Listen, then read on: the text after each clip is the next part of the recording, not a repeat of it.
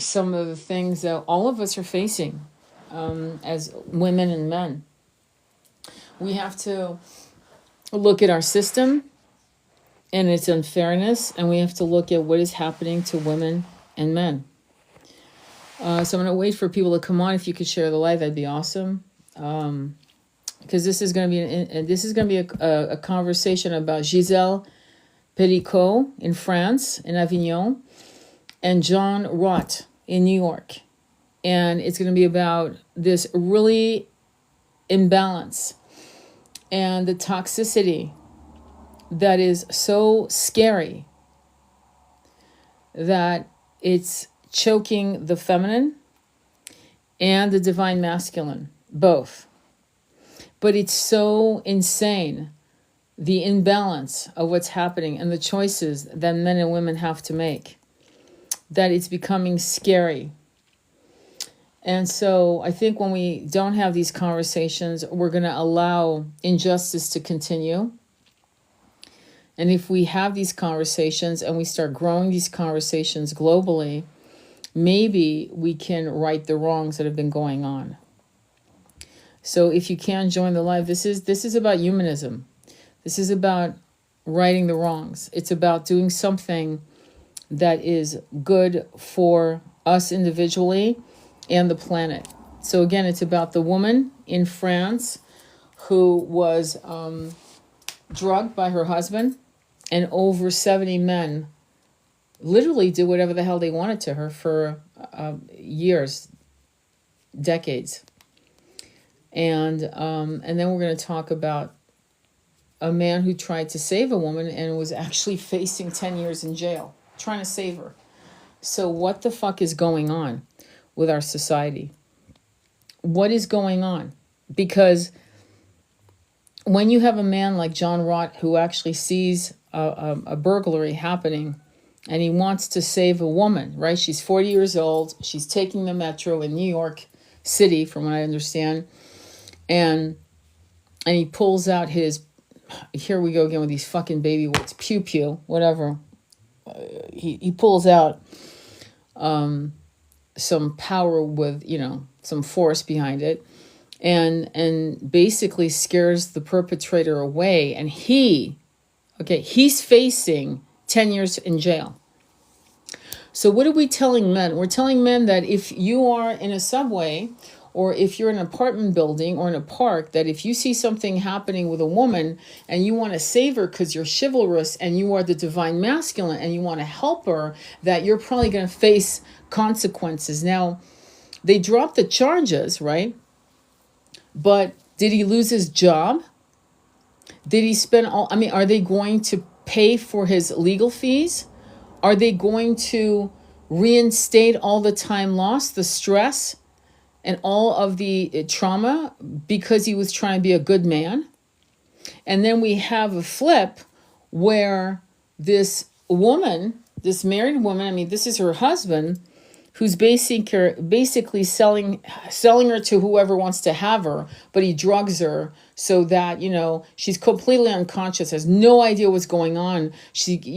And God bless her. What a magnificent woman who really didn't give a shit, said, you're going to make me anonymous for what? These videos are probably in the dark web. It's been resold. And it was her own husband who sold her to over 70 men. They've only caught 52 or 53 men by looking at the videos. And the way he was caught is he was doing something indecent, I think in a supermarket store. And that is what launched an investigation. If that had not happened, this would have continued, this poor woman. And so the somatic trauma she's going through is, I don't know if she'll ever be able to get the healing she needs. She's in her 60s, early 60s, I think in her 60s. Do you see what's going on here? So at what point do we realize that there's a massive reason why women need the protection of men? The fact that 70 men said yes to the offer to use his wife's body, the fact that apparently not one man thought it was a good idea to fucking report him to the cops. Not one. And that's just the 70 men that maybe were, on film. Maybe there were other men where they didn't video. Maybe they requested not to be videoed. I don't know, videotaped. But the fact that when we do have a divine masculine that wants to stand up and help a woman, he faces jail time. So do you see the issue here? Do you see why now we're having crimes? Definitely the word man is loosely, I totally agree. But you see, and we're going to do some oracle readings. We're going to have fun afterwards. But I chose this picture carefully because there's something about the masculine, the toxic, and I'm going to call it toxic masculine, that is more prevalent than the unicorn masculines. And there's a reason why I call them unicorns, because they have integrity, they have honor, they're there to protect anyone, child, dog, cat on a tree, fucking anything, right? A baby deer. They will step up and protect and defend.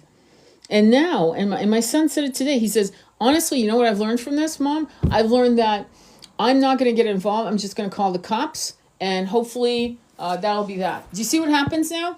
So now men, the message for men is stay back, call the cops, don't get involved.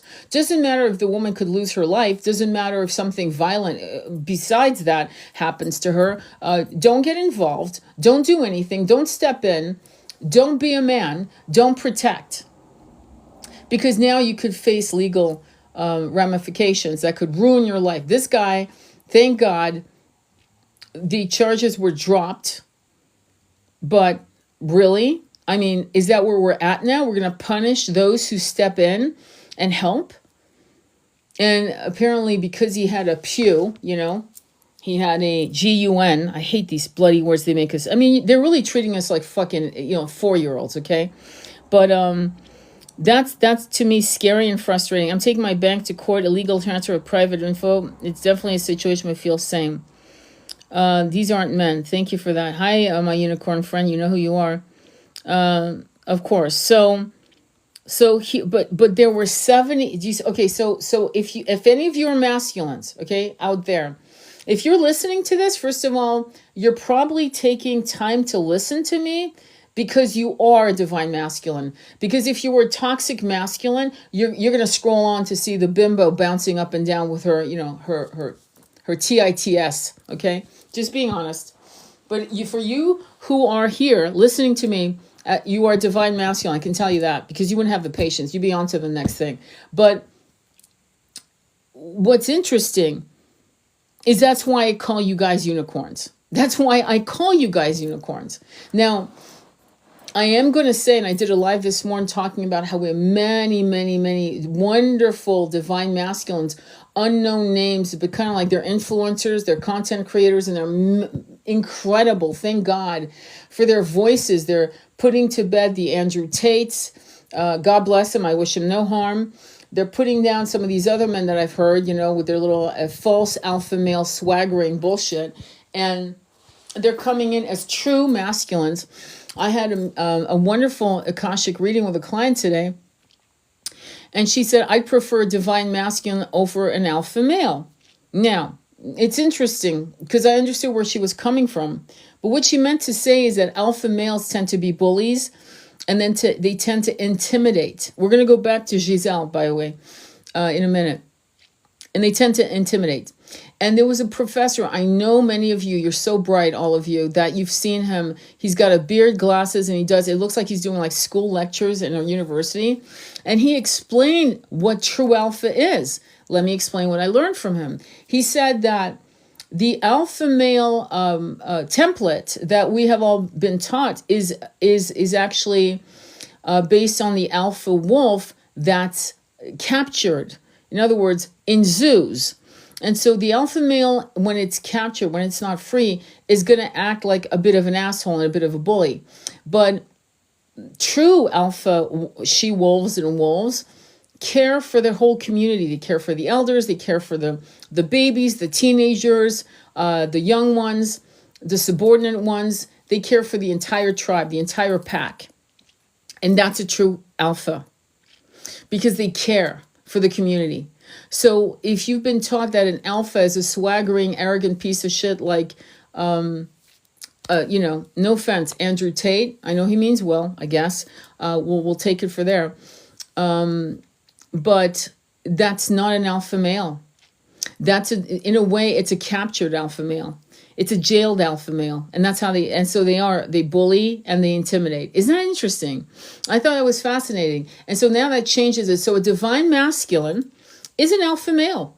He or she, alpha female, will want to care for their community, not just themselves, not just their, it's not a me against the world. I saw an alpha male, quote unquote, with absolute disrespect, I'm going to say that. He's one of these rich guys that think that women should look a certain way and act a certain way and be a certain way. And he said something that was so toxic. He said, it's just me and her against the world. Against the world? It's me and her against the world. Is that how you see the world, as an enemy?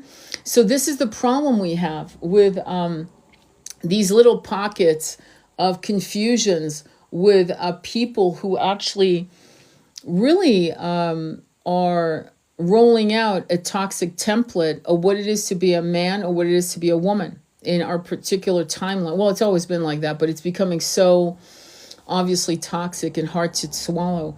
But let's go back to Giselle. Giselle, look her up. Let me give you her name again. Giselle Pellicot. Dr. Roy Casagranda. So look at what Rachel, that's the guy's name. Dr. Roy Casagranda. He's brilliant. Yes, he is. Thank you for that name. I'm not good at names sometimes. It's so weird. Quite often, unfortunately. But with Giselle, what I love about her is that she is fighting for all our rights. She is actually doing this for us. And she's doing, when I say for us, my beautiful brothers, for you as well. She's putting this situation in the public eye, and she's going to, I think she's been testifying. Her daughter, apparently he was doing that to some level with his daughter as well, if I understood correctly. And I mean, it takes a lot of courage, because 50, I believe it's either, I'm going to just say 51 men are on trial. And knowing the French system, usually, I don't know if you guys know that, but you're guilty until proven innocent. At least that was the last time I remember going there. You're guilty until proven innocence. You have to prove your innocence that you didn't do it. But the problem is with that, is that the 51 men they caught, they're all on tape. So there's nothing to fucking argue. So they're definitely going to get jail time. To what level of jail time, we don't know. But that's not the point. The point is, what do you think created a husband who was married to his wife for 50 some years, or no, not 50 years, she's 60. So 40 years, or let's just say 30 years. He's been married to her. What do you think would create a man who would not only do that to his wife, but have, a daughter, and decide that this was okay? What do you think it is? Do you think it's the internet and porn, or what do you think would create this kind of sickness in a man? And you as a man, if you are a man right now listening to me, what do you think would create that? What do you think would create a man that, in my opinion, hates women to that level? Because it's not love. There's no love here. It's deviancy. It's manipulation and massive betrayal. Massive betrayal. I can't even imagine. She must have had body pain. She must have had bruises. She must have gone through and woken up constantly gaslighting herself, being gaslit by her husband for 10 years. Any comments or questions or anything? Comments or questions on that? So I'm making this live because I want to talk about this, because I want men to understand why women have gotten to this point of I'm just going to say it, of not trusting men at all. And in some cases, despising men. Okay. And my whole premise for this is, I know that we have beautiful men out there. I know that we have divine masculines who are really trying to bang the drum of consciousness and awakeness for other men. And I know that these men who are creating context, like I'm urging you women as women to start posting whatever you see that's a masculine talking about, so we can all balance the scale. And we need to have more dialogue about why would a husband think he had a right to do this? Why is this idea of trying to destroy the feminine in any temple, meaning in any body, in any individual that embodies the feminine gender in this incarnation? Why are they so hell-bent on harming women? And why is it that we are so often sexualized? And if we are not sexual, why are our men disrespecting the I mean, if you're not fucking flirting with an 80-year-old woman and just to make her happy, just to make her smile, just to make her laugh, you don't have to want to desire her. But why can't men actually go up to women and just, it doesn't matter what in other words, it's a game, it's just to honor the feminine in an elderly woman, to open the door for an elderly woman. I've actually seen men in the 80s open doors for what they thought was hot and literally let the door fall on the face of other women who were older. And you'll see a lot of women talking about when they've gained weight, when they've gotten older, whatever, how they are invisible. And that's bullshit. That's total fucking bullshit. I don't understand why this is accepted. Why are you guys as masculines not training your brothers? Why aren't you calling them out on bullshit? I don't care if you've got friends who are harming an animal. Why aren't you stopping it? And now I know. Now I know. Because when a man steps up, here comes the law, and here they come with their bullshit. Instead of like, I don't know, interrogating God, what happened, okay, here's a report, and so on.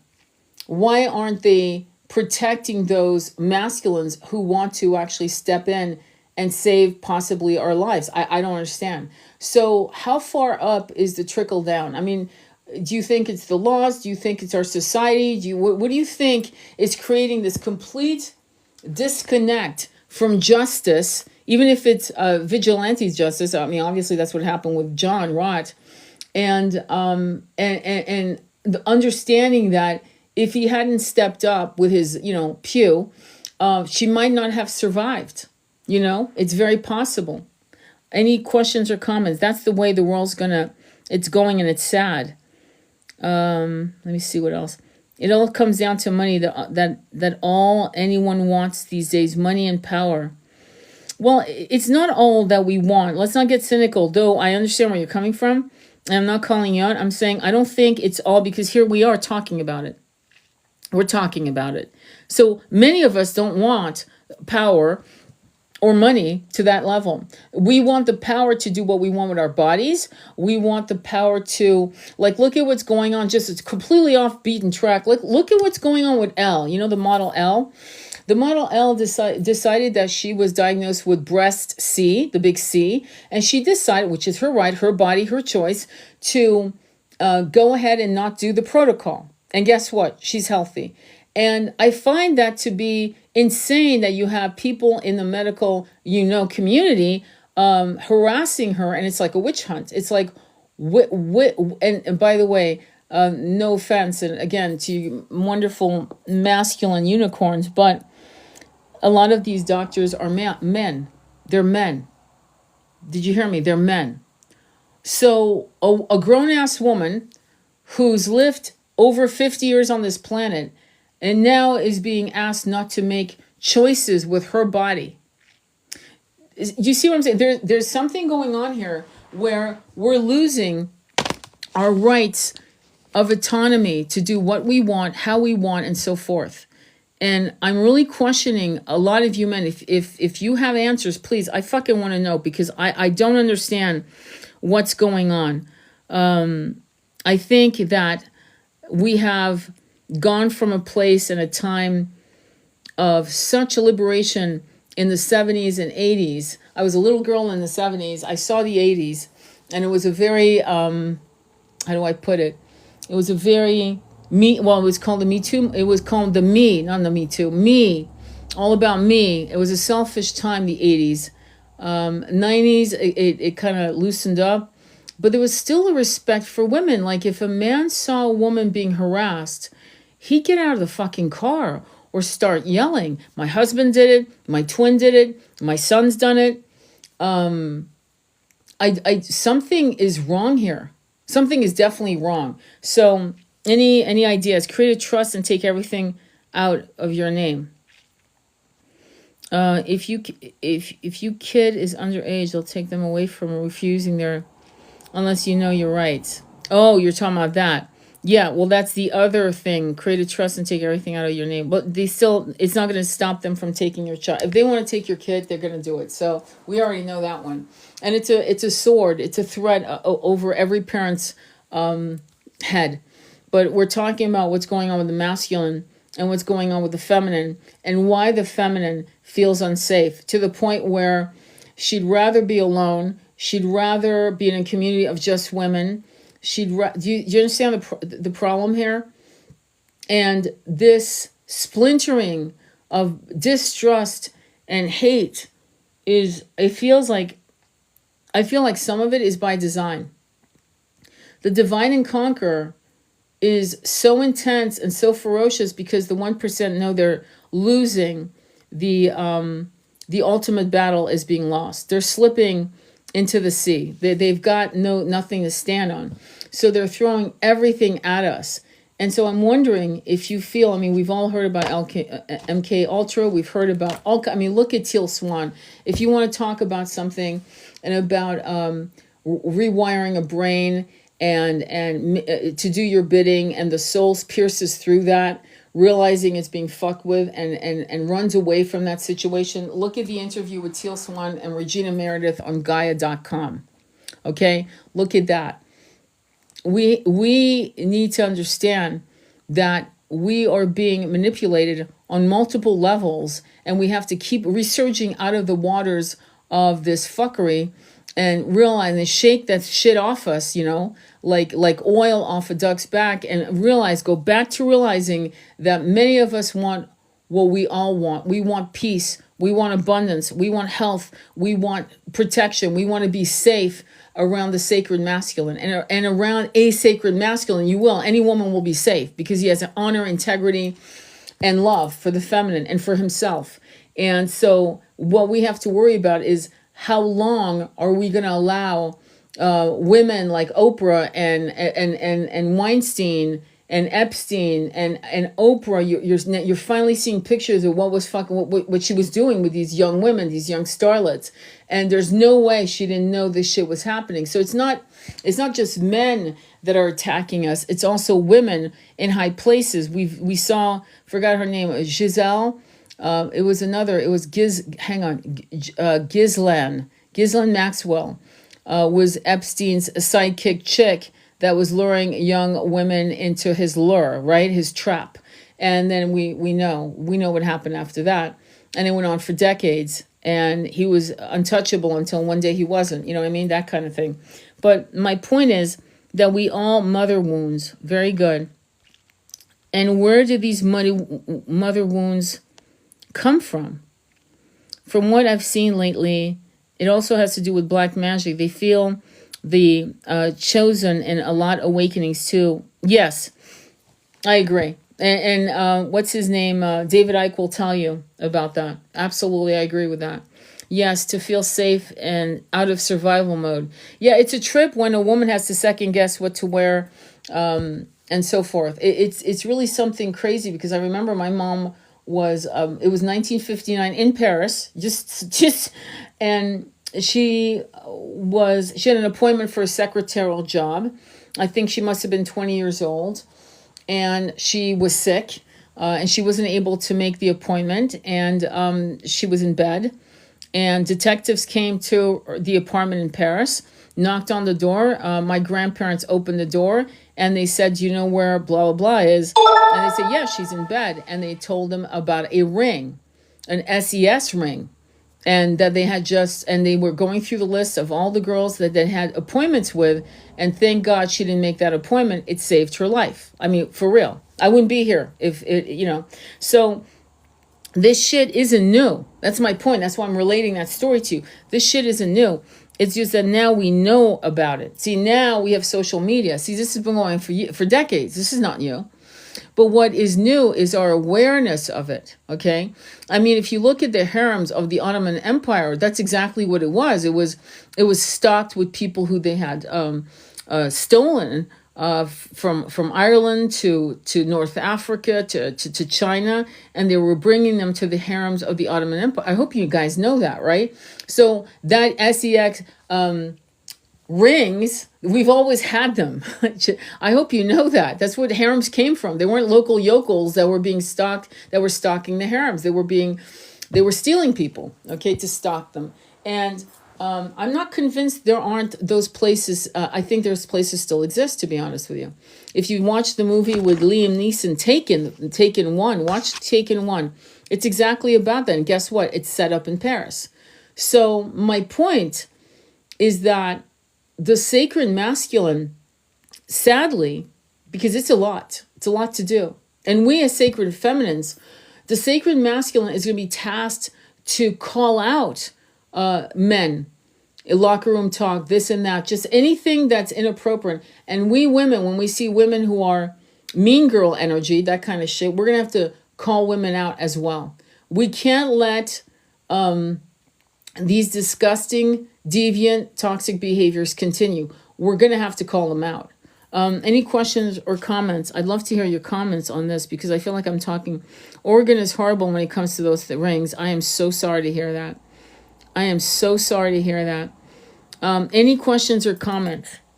And then if you can't share the live, is there anything you'd like to add? Because honestly, I feel like if we don't start talking about organizing in our own little communities, in our own little content, throwing in information like that here and there, every month, or once a week, just do something. If you're a content creator, I urge you to talk about these things and invite people in lives to talk about what is the solution. I mean, instead of doing lives on appropriating culture and bullshit about bullshit. These are real conversations that we need to have because we need to educate.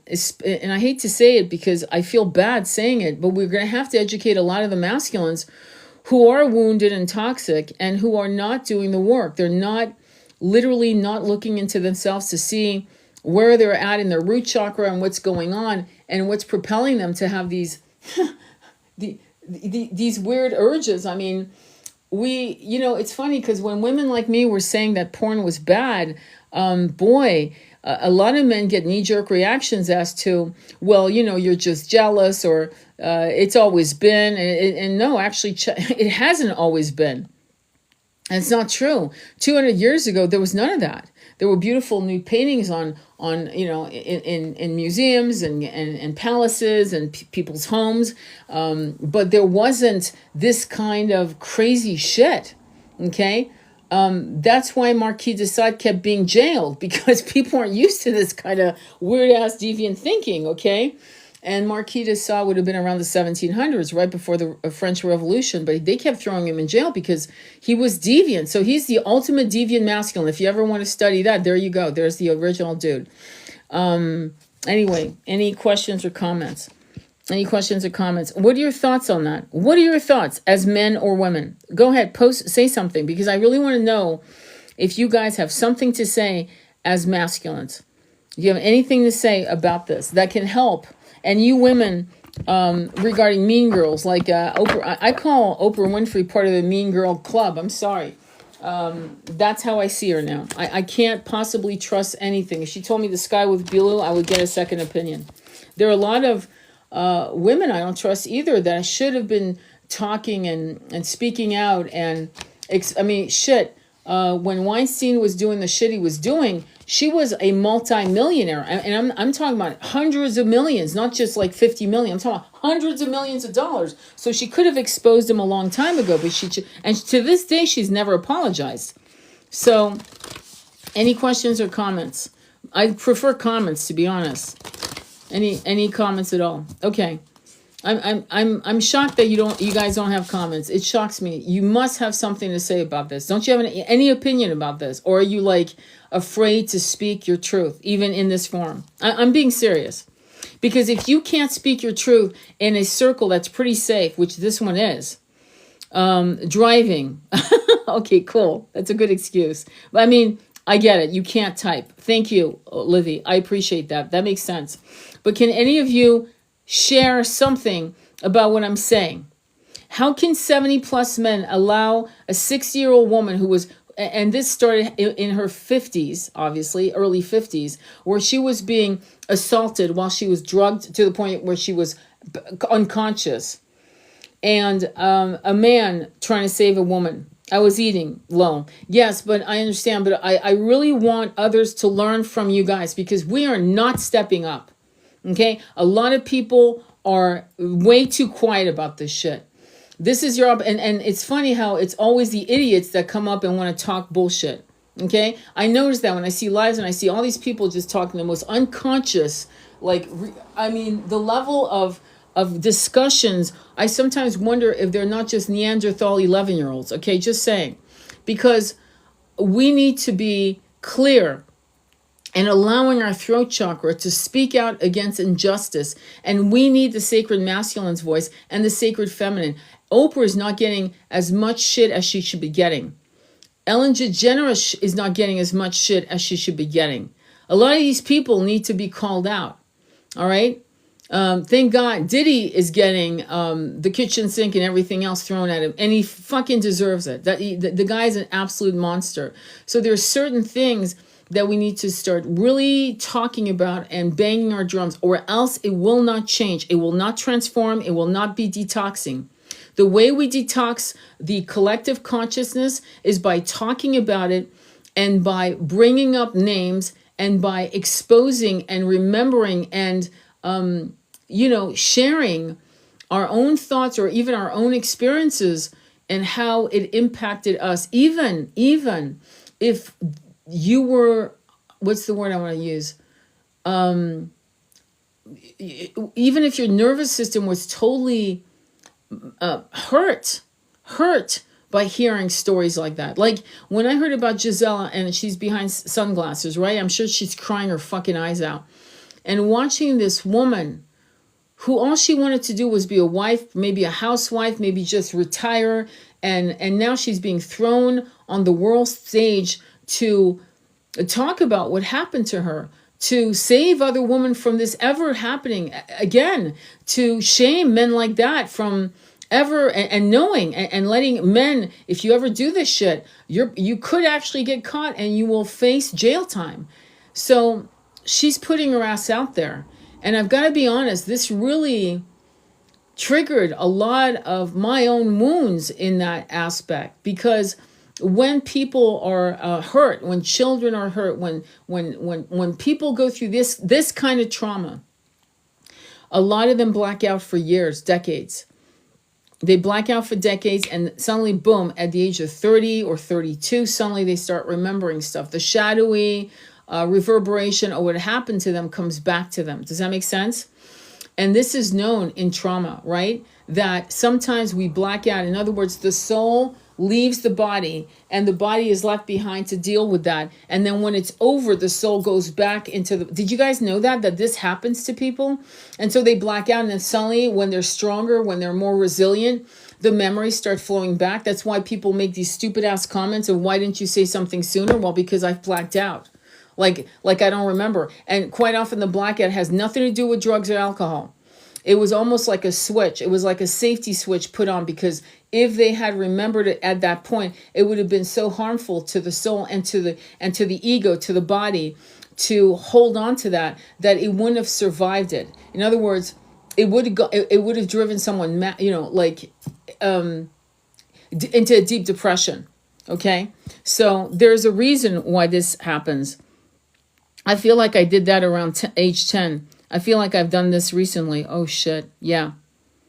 This happened to me. Of course it did. And that's the, do you see? He was not tough to treat women, right?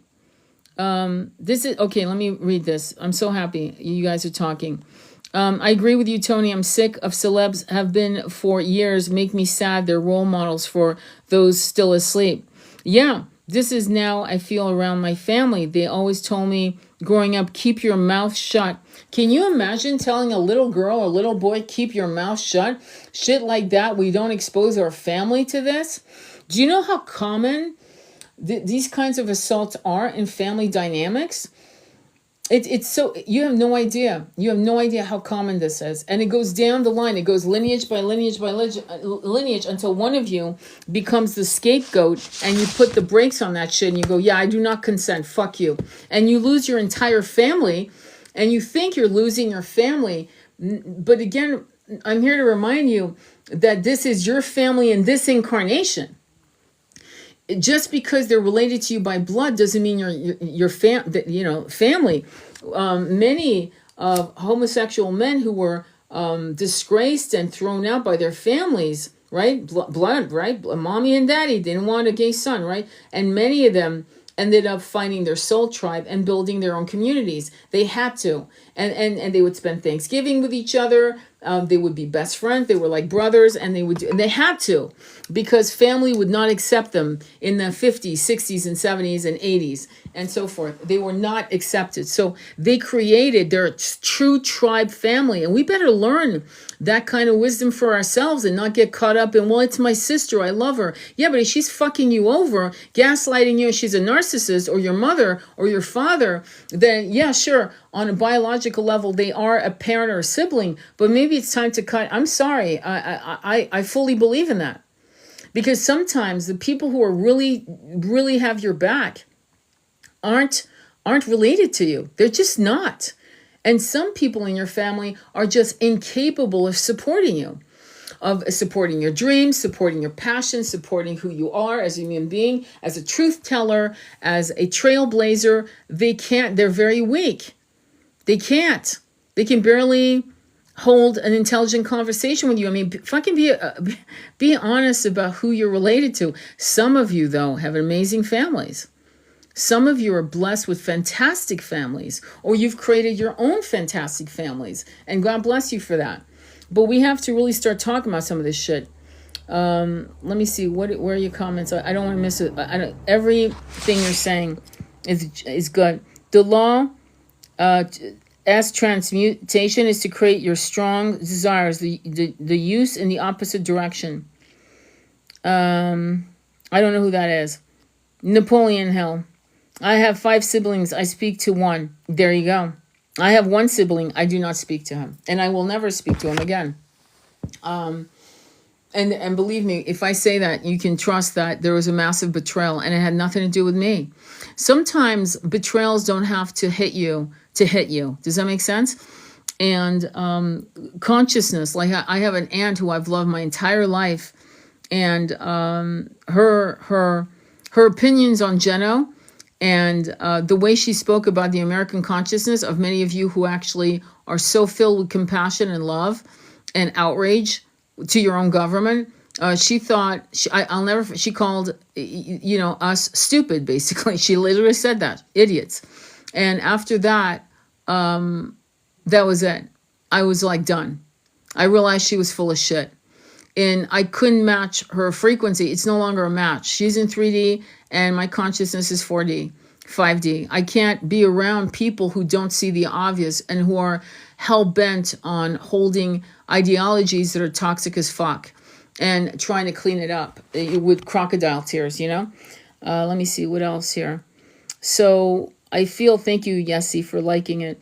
So any other comments or questions? Oh, wait, I missed something. Greetings, Tony. Sending lots of love and light your way. Thank you very much, Paulina. Any other messages? Okay, so I do want to do an oracle reading. I know I'm totally skidding off the tracks here, but I do want us to have fun, but I also want us to be conscious and highly aware of what is surfacing, what is emerging. Because again, that doctor whose entire life and her entire root chakra was ripped out of her by 19 men in a hospital in India, right? Just like that's happening, and that happened. Something similar happened the following day after this happened to her, to another woman. Both of them, of course, did not survive, as you know. Okay. And then we have a French woman in Avignon, France, who went through 70 men. Can you imagine? Most of you have never even had 20 men. Some of you, if a woman's going to have 70 men, let her have fun and let it be her choice, her body, right? But the fact that, imagine sitting in court and looking at the 51 men they caught and looking at them and realizing, oh my God, they all know what I look like. They all use my body, but I don't remember not a one. Not a one. And she must be, I'm just thinking of the trauma of that. I'm thinking about her looking back at every time a birthday happened and her husband gave her a gift or treated her like shit. At Christmas when she made dinner for the family and how he knew what he had done. And she must be looking at the dates on the videos, right?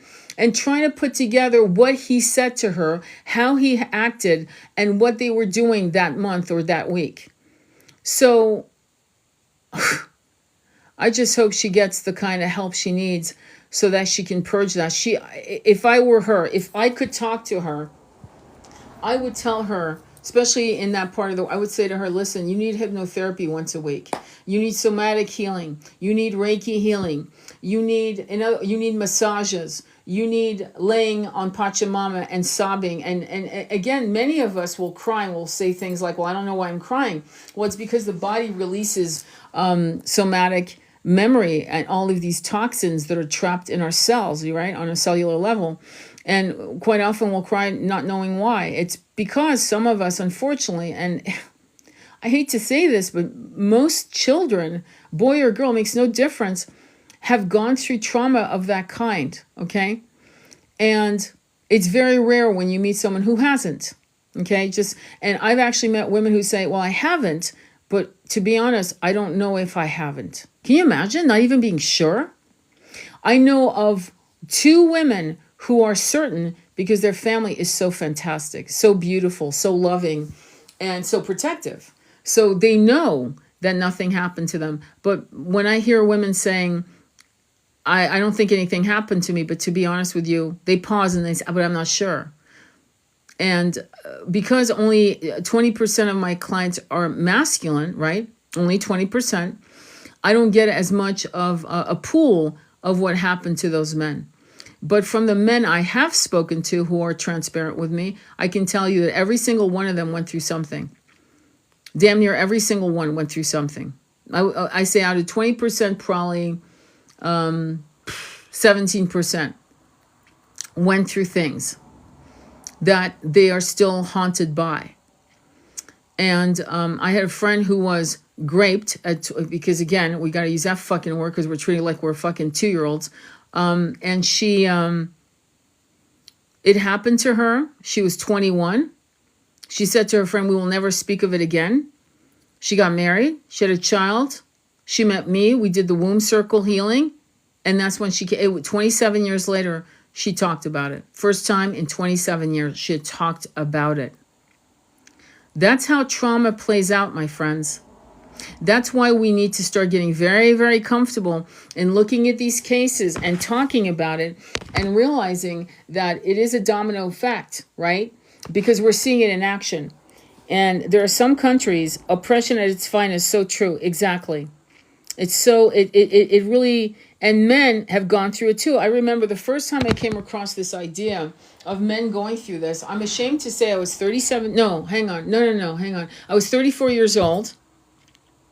And I came across a man who told a story of when he was 13. And it was a campsite.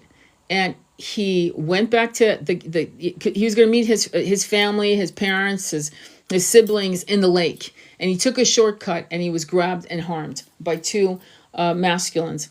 And he went back in the house, cleaned himself up, buried his clothes, and went back out and never spoke of it again for almost 30 years until he met his twin flame and the shit just exploded out of him. And it was an article I read, and he talked about it. He said, he was saying, She is my twin. That's when I first heard the word, but I never really put it together because I was still kind of young myself on that level of consciousness. But I remember him saying this was his person. And it was to his person because he was activated by the root chakra, because when you're with a twin, that's what happens. Whatever you've oppressed, suppressed, hidden, yeah, that shit's going to come out. That's why many of them run, by the way, because it's both blissful and painful, just on the side note. So we need in the spiritual community, in the ancient wisdom of our, of our consciousness, to realize that we're going to have to make more efforts to talk about this and to feel comfortable talking about it, and to be righteously angry. Absolutely. And yeah, there's a massive recalibration. I'm seeing images that I really don't want to see right now. There are things that I've read about in the last, say, week that are shocking the fuck out of me. And I'm not sure, I don't want to get banned by TikTok by saying it. Once again, I'm being fucking muzzled. But these are things that we really, really, really need to talk about. So true. So let me go ahead. We're going to do a card from the Divine Feminine. Any questions before I move on? Any question? 18, which is my favorite number. I'm sure you know why. Any questions at all? Okay, thank you, Modzi Pai. So, thank you very much. And please share the live if you can. Okay, if you can, because we need to, as divine masculines and feminines, we need to stand together. We need to stand as brothers and sisters, and we need to lead the way to a new age, because this shit's not going to fucking work. As a matter of fact, people like that are not going to, you know that, right? You don't have to worry about them going into 5D. Those people are going to inherit the Mad Max planet. They're so hell-bent on co-creating. You know who they are. And unfortunately, there will be a lot of innocent people who, both men and women, who don't feel worthy of crossing the bridges to 5D. See, and that's who we need to grab. We need to grab as many of them out of that self-loathing, lack of self-respect, lack of, in other words, shame in the root chakra because of what happened to them. And we need to grab as many of those so they can come along with us. And we need to be their elder brother and sisters to get them the fuck out of this cycle of abuse, okay? I feel like fucking crying. It's horrible. All right, any questions? All right, let's do it. It will be our court system that fails victims. Well, what we need to do is we need to talk about it so much, right? That the court system is not part of the healing. You email me. Yeah, I called you. I left you a voicemail. I called you. I left you a voicemail. Thank you for your. Oh, you're so sweet. Well, we all have huge hearts, all of us, or else we wouldn't be here. You guys wouldn't be listening to me. So it takes one to know one, my friend. It does. But thank you. The court systems, we can't rely on them. I could tell you a story with one of my girlfriends, and I don't want to. I don't want to because it is so painful, and the court system is so unjust, and it judges, but it judges with nastiness, and it criticizes, and it throws a lot of people in situations to destroy their lives, to take all their money. And yeah, we have a system that's just fucked. It's whacked, okay? And the system is very similar in England, just so you know, just in case you didn't think so. I don't know if you know that, but they're arresting people for what I'm saying right now. If I was in England right now, I'd have a knock on the door and I'd be arrested. Did you know that? That's what's happening in mass. They're arresting. In fact, at this point now, I'm definitely never going to see Stonehenge. And the reason I'm saying that is because until their system stops oppressing people's voices, which they're doing in England right now, which is really shocking me. And you've got some badass Brits that are absolute warriors and shamans, and they're amazing, but they are rounding them up, just so you know. So anyway, it's so lawless within the system. I agree. Really, or let me check. Yeah, I left you a voicemail. I should have texted you, actually. Something told me I should have. Hey, Beth, it's good to see you. So you know the drill. We're going to move on. We're going to try to have fun. And we're going to go right into the Divine Feminine Oracle by Megan Watterson. Megan Watterson. It's the red deck. Many of you probably have it, actually. And knowing you guys, the way I know you guys. And I want you to go ahead and pick top, bottom, and middle Majority wins. Top, bottom, or middle. I got your message, Hazel. When I get off the phone, I'll call you, if that's okay with you. Okay, hey. When you're ready, top, bottom, or middle. Top, bottom, or middle. Releasing outside to the ground. Beautiful. Middle, middle. Okay, middle, middle. I'm going to go with middle. All right. Ariadne. Oh, listen to this. And I'm going to do a couple oracle cards, by the way. I'm not just doing one. Okay. Ariadne is mistress of the labyrinth. My soul knows the way, and the only way out is through. Wow. Wow. Let me look it up. Let me look up this thing so I can read it to you. Okay, bear with me for a second, because unfortunately it's not numbered. You know, usually what I love about Alana Fairchild is she numbers all her cards so you can just flip to it. All right, bear with me. Okay, it's page 186. 186. And let me look it up. And then we'll read. So when I read, I invite you to close your eyes and listen with your whole body. Okay, Ariadne, mistress of the labyrinth, my soul knows the way, and the only way out is through. Who is she? Ariadne represents the love and support available to us when we dare to be courageous. Ariadne is known as being both a Greek goddess and the human daughter of Minos, king of Crete.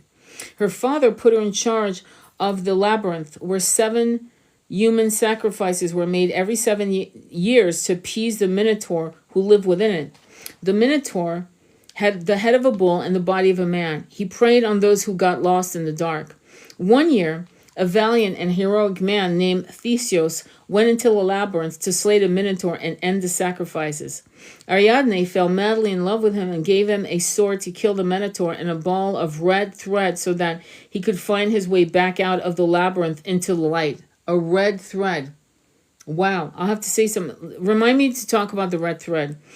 Ancient Greek myths were oral, so there are varying accounts of Theseus and Ariadne eloping after his success, or others where Ariadne's consort, Dionysus, the Greek god of ritual madness and religious ecstasy, chases after her and pleads with her to return to him. Whichever way the story ends, the constant is that Ariadne's love and support changed the fate of so many who would have otherwise have been lost in the labyrinth. This is incredible, because in a way, let me just say, in a way, what is happening to the abuse of women, children, and men? We are in a labyrinth, and there are, we are lost.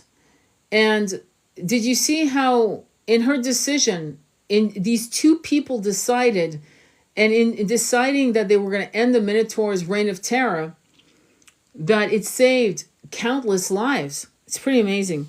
So in other words, what's the moral? You matter.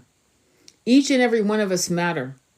When your soul selects her card, Ariadne is a symbol of the hope, the divine assistance, and the step-by-step process we can take more to move through a difficult time or to confront an injustice in our lives. She helps Theos because he's daring to end a pattern of madness. I'm repeating the whole thing. Sorry, I have to. Ariadne is a symbol of the hope, the divine assistance, and the step-by-step process we can take to move through a difficult time or to confront an injustice in our life. She helps Theseus because he's daring to end a pattern of madness. He's willing to do whatever needs to be done to stop the injustice. She gives him the tools to create his desired outcome. He is successful because of her, and she assists him because he acts with courage. My live this morning was about the divine masculine and the divine feminine, and how together we can do magic. And here we are with this example. Her message is that our courage is always in some way rewarded. Did you hear that? Her message is that our courage is always in some way rewarded when we seek to end an unnecessary pattern or routine that is no longer serving us, even though we initially created it in the effort to keep us safe. It can feel as insurmountable as facing a horned, part man, part beast that lives in a dark maze inside of us. Pure terror. But the soul always wants our freedom. Do you know why it always wants our freedom? Because in many incarnations, we lived on beautiful, what they call heavenly planets where we had our freedom. And so we know the taste of freedom. We know what it smells like, looks like, feels like with our beloved. And we are frustrated, to be honest. The divine is what liberates, not confines. The divine is what liberates, not confines. It might feel like we can't find our way out of this situation, this maze, but we can. Did you hear that? It may feel like we can't get out of this infrastructure, the 1%'s boot on our necks, the paying of the bills, this constant hamster wheel that never seems to end and takes us nowhere. It may seem like that, right? Like a maze, right? You can't make this shit up. You guys picked this card. It wasn't me. Okay? We can trust the soul knows the way through, and that spiritual support is a given. You and I have at least 100 light beings around me, and if I do, that means you do. That means we have legions of light beings supporting us. But if we are too timid in our throat chakra, if we are too collapsed and in fear and in shame in our root chakra, if we are too clouded in our heart chakra, if we are too blinded in our third eye, if we are unable to accept the light codes of upgrades through our crown chakra, what the fuck are we doing here? So the very change that you want has to take action, right? They took action, right? She gave him the red thread so he could find his way back out of the labyrinth, right? Okay. Ariadna wants us to be brave so that she can fall in love with our actions. She is both a goddess and a human. She gets our fear, but she also knows just how much power we hold as well. Soul voice meditation, what allows me to feel supported while doing the inner work. Intention, my soul knows the way, and the only way out of 3D, my friends, is through. Bravo. Holy fuck. You guys rock. You guys fucking rock. Oh my God. Are you I mean, that was an amazing card. It resonates with my life. Beautiful, beautiful. Our energy, creator within and all around. That's good. Yes, we can. I needed this. We're not bound. Yes, Christ consciousness will release us. Yes, we carry the codes of Christ consciousness. We are Christ consciousness. Okay, let's go right into the next. I'm going to pull out Kali. I think we need a good ass kicking. What do you think? And then we're going to do a couple oracle cards tonight. We're just going to do oracles, okay? We're going to have fun. All right. I think that was amazing. All right. Are you ready? So we're going to do, this is the Kali deck, which is sold out on TikTok. This is called the Kali Oracle deck by Alana Fairchild. And when you are ready, you're going to pick top, bottom, and middle. Majority wins when you're ready. All right, let's go. Focus. Ask for guidance for yourself. It's all about you. What do you need to know? What do you need to know? I've had enough of an ass kicking. I know, but usually there's transcendental ass kicking, and then there's bullshit ass kicking. So make sure you accept the right ass kicking. Bottom. Okay, bottom. All right, we got bottom. Okay, this is Dakshina. And it's number 7. If that number means something to you, it's number 7. And then I'm going to tell you what page. It's 65, which is 11. Okay, let's begin. Fear can undermine our confidence, erode your trust, and steal away the joy you take in living. The benign yet mighty Dakshini Kali manifests to conquer fear and realign your mind and path toward peace and light. Make a sincere offering from your heart to her now, and you will receive her generous blessing and assistance. Open your heart with trust, for that which is blessed and beautiful wants to manifest in your life. Let me continue. Dakshina Kali conquers even the most extreme fears. She steps forward with her right foot, a sign that she will create order from chaos. Her forearms are raised to bestow blessings and to the wield and to the chaos. Okay. She wields the divine weaponry necessary to protect the soul. She restores and realigns deftly, eliminating that which has no place in your soul path. Her actions are powerful and benevolent. She appears fierce, yet is benign. Her oracle brings the message that a situation which may frighten or intimidate you is well within your capacity to handle. No matter how dramatic or intense the scenario may appear to be, it shall become little more than a passing memory and shall not have any negative bearing upon your future. That's kick-ass. I'm going to continue. Okay, thank you for the love. Please share it. It's amazing. As Dakshina, Kali Ma is the portent of a fiery sunset, an ending to a truly frightening and difficult time which we're living. Yet this brings a new inner experience of courage, self-trust, and a renewed, increasingly empowered personal relationship with the divine. She is the reminder of the dark night that allows for rest and regeneration before the light of sunrise awakens us into a new cycle of experience. She is with us through both dark and light. She arises in a reading to bring comfort and reassurance that you are allowed to receive wonderful blessings. If you have been enduring suffering, not only will she bring it to an end, she will ensure you gain something of tremendous value from the experience to help you avoid greater suffering in the future. To engage the peaceful blessings and psychological renewal that Dakshina Kali bestows, you can make an offering. The term Dakshina means gift. Typically, the gift you would offer to a healer or a spiritual teacher with gratitude for their teachings and blessings. But what could you possibly offer to a great being such as Kali Ma? Love, affection, prayers, especially those that relate not only to us, but to all beings in need, honor and reverence. Why are these gifts sufficient? Ma is an enlightened divine presence. She has no need for flattery or gifts to elicit her love, grace, and protection. She gives that freely and generously. The offering to her is about what it does for us on a human level. Making a genuine offering opens the heart and puts us in a position to truly receive. You know what? I'm going to tell you a story of an Akashic reading I did today, okay? And it's going to be very interesting. So hold on, okay? Don't leave because it's going to blow your mind. Because this is bringing up. Did you hear what she said? A genuine offering opens the heart and puts us into a position to truly receive. To demand from an entitled perspective locked in ego or blocked in fear does not open us to her. Even though she pours forth love and healing in great abundance, we are like concrete with the water of her love sliding over us, unable to permeate, restore, and nourish.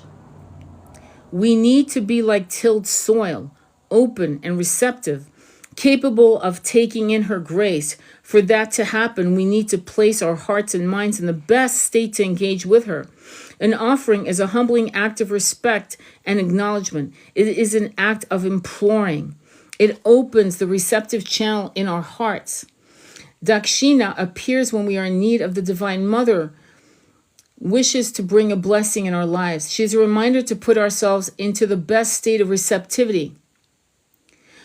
Now, you can't be in the best state of receptivity if you have not forgiven yourself, if you do not feel worthy or ready. So the most important journey for you to be in the best state of receptivity is to release any ideas of your imperfections and your shadows, like immediately. No matter how good or deserving we may strive to be, if we cannot open and allow the grace in, our wounded perspective shall continue to have the upper hand in our minds and create further suffering in our lives. If we believe we do not deserve grace, are not worthy of the gift of the Divine Mother's healing and love, and are not willing to trust her and drop our defenses, then we are saying, thank you, but I cannot accept, for this gift is too much. I'm telling you this story as soon as I'm done with this, because this is amazing. Do you wish to allow such attitudes to deny the Divine Mother's free-flowing blessing in your life? If not, then give to her. Give to her to allow yourself to receive from her. Every being benefits because her blessings are enlightened, bringing healing to you and simultaneously improving circumstances for all beings. Be like a child who asks their mother for a beautiful gift and who knows it will bring their mother pleasure to bestow it on them, therefore increasing happiness for all. You can only experience that if you allow Dakshina to enter your heart and your world. You have free will. What shall you choose? Okay, I'm going to tell you this story because it's blowing my mind. So I had a client come back to me for wow. She wanted to know how she fell. And so I did her reading, and I'm going to start from I'm not going to talk about the power animal because that's not important. What's important is this.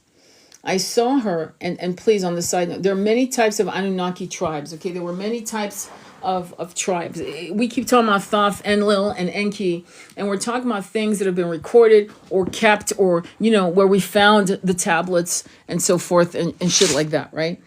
And there are planets. There are sentient beings and species of humanoid species that we don't know about, but many of you will remember, and then you'll start gaslighting yourself thinking, well, it can't be because it hasn't been mentioned anything I've ever seen. That is not true. If you see yourself as, I don't know, as a yellow race of people with white hair and gold eyes, but you've never heard about it, that doesn't mean you're not correct, okay? Okay. So the word Anunnaki, I'm using it because there are no other words to describe it. The first thing I saw was a man. He was ancient, maybe 400 or 500 years old, but he looked young. He had tan skin, very, very tan skin, silver white hair, and a long silver white beard. And he had genetically created a race of humanoids, and they were passionate, and they were brash, and they were bold, and they were almost like, I don't know how to describe it, but they would not submit. They would not submit at all. And he had been one of the many who had created these humanoid, I'm going to say sentient beings, right? And he honestly didn't see them as anything more than cattle. For real, he didn't see them as conscious sentient beings. It never occurred to him that they had souls. That unlike him, he looked down on them. And it wasn't because he was cruel. You'll see that in a moment. It was because he didn't understand. He didn't see them. All he knew is that they needed these particular types of humanoids to be submissive. And because they weren't, and again, I'm afraid of TikTok all the time, there were tumultuous things happening with the ocean. And I saw that it was not on planet Earth, by the way. It did not happen on planet Earth. I was shocked. She was shocked. It was definitely another planet. And they were going to use them as slave labor. And there was tsunamis, oceans, this, that. And very similarly to what happened in Indonesia, I think it was December 2002, I think it was 2003 when that happened, where 500,000 souls perished in 15 minutes. I don't know if you guys remember that. That's exactly what happened. A huge amount, the entire population of these passionate beings perished. And he heard their souls. He heard it. He heard their howls, their fears, their cries, their rage at the injustice. And his heart broke. He was haunted by it. He was broken by it. So broken by it that he didn't want to survive anymore. And the next thing I saw was him having dropped his body, if you get my drift, since I've got a talking code. And he was surrounded by light beings who wanted to help him and heal. And he would not. He refused their help. He refused. He did not feel worthy, and he did not want to accept. He did not feel deserving. He had such self-loathing and such disrespect for himself that he took on a human incarnation on this planet, on planet Earth. And subsequently, he had very hard lives. But what was interesting, after I told her more, obviously, she said to me, I've always had pain in my heart, and I've never known where it came from. And usually I ask people, what do you think this is? What do you think it means? And then if they don't get all of what I hope they're getting, then I interject. And what I said to her is that what was beautiful is that as you heard their souls fly, out of their bodies as they perished, your heart broke wide open. You had never felt your heart break wide open like that. It broke wide open. And you became what we would call a true soul of divine love, of God, if you will. And because you felt such regret, and because you blamed yourself for not seeing their humanity, and because you decided to be the very, like an example of a humanoid creation on planet Earth, and because you went through all these incarnations, that now you understand why you are timid in using power. And so the question I asked her is, does power corrupt absolutely? Does absolute power corrupt absolutely? And she said no. And I said, why? Because it's a choice. It's a choice. So one of the reasons why many of us have incarnated on this planet is so that we could actually break our hearts wide open. Many of us fell for different reasons, but all of us in the paths that we've taken, our hearts keep breaking, and we bemoan our hearts breaking. We rail at the idea of our hearts breaking wide open from separation, from betrayal, from people dropping their bodies, right? We rail at this, but it's the very thing that brings in all this incredible light. And this light upgrades us. Why? So that when we are back in 60, 70, we will never harm any sentient being. It will be something that is so distasteful, we will never be in that consciousness ever again. And I asked her, do you think you could ever do that again? She goes, absolutely not. I go, there you go.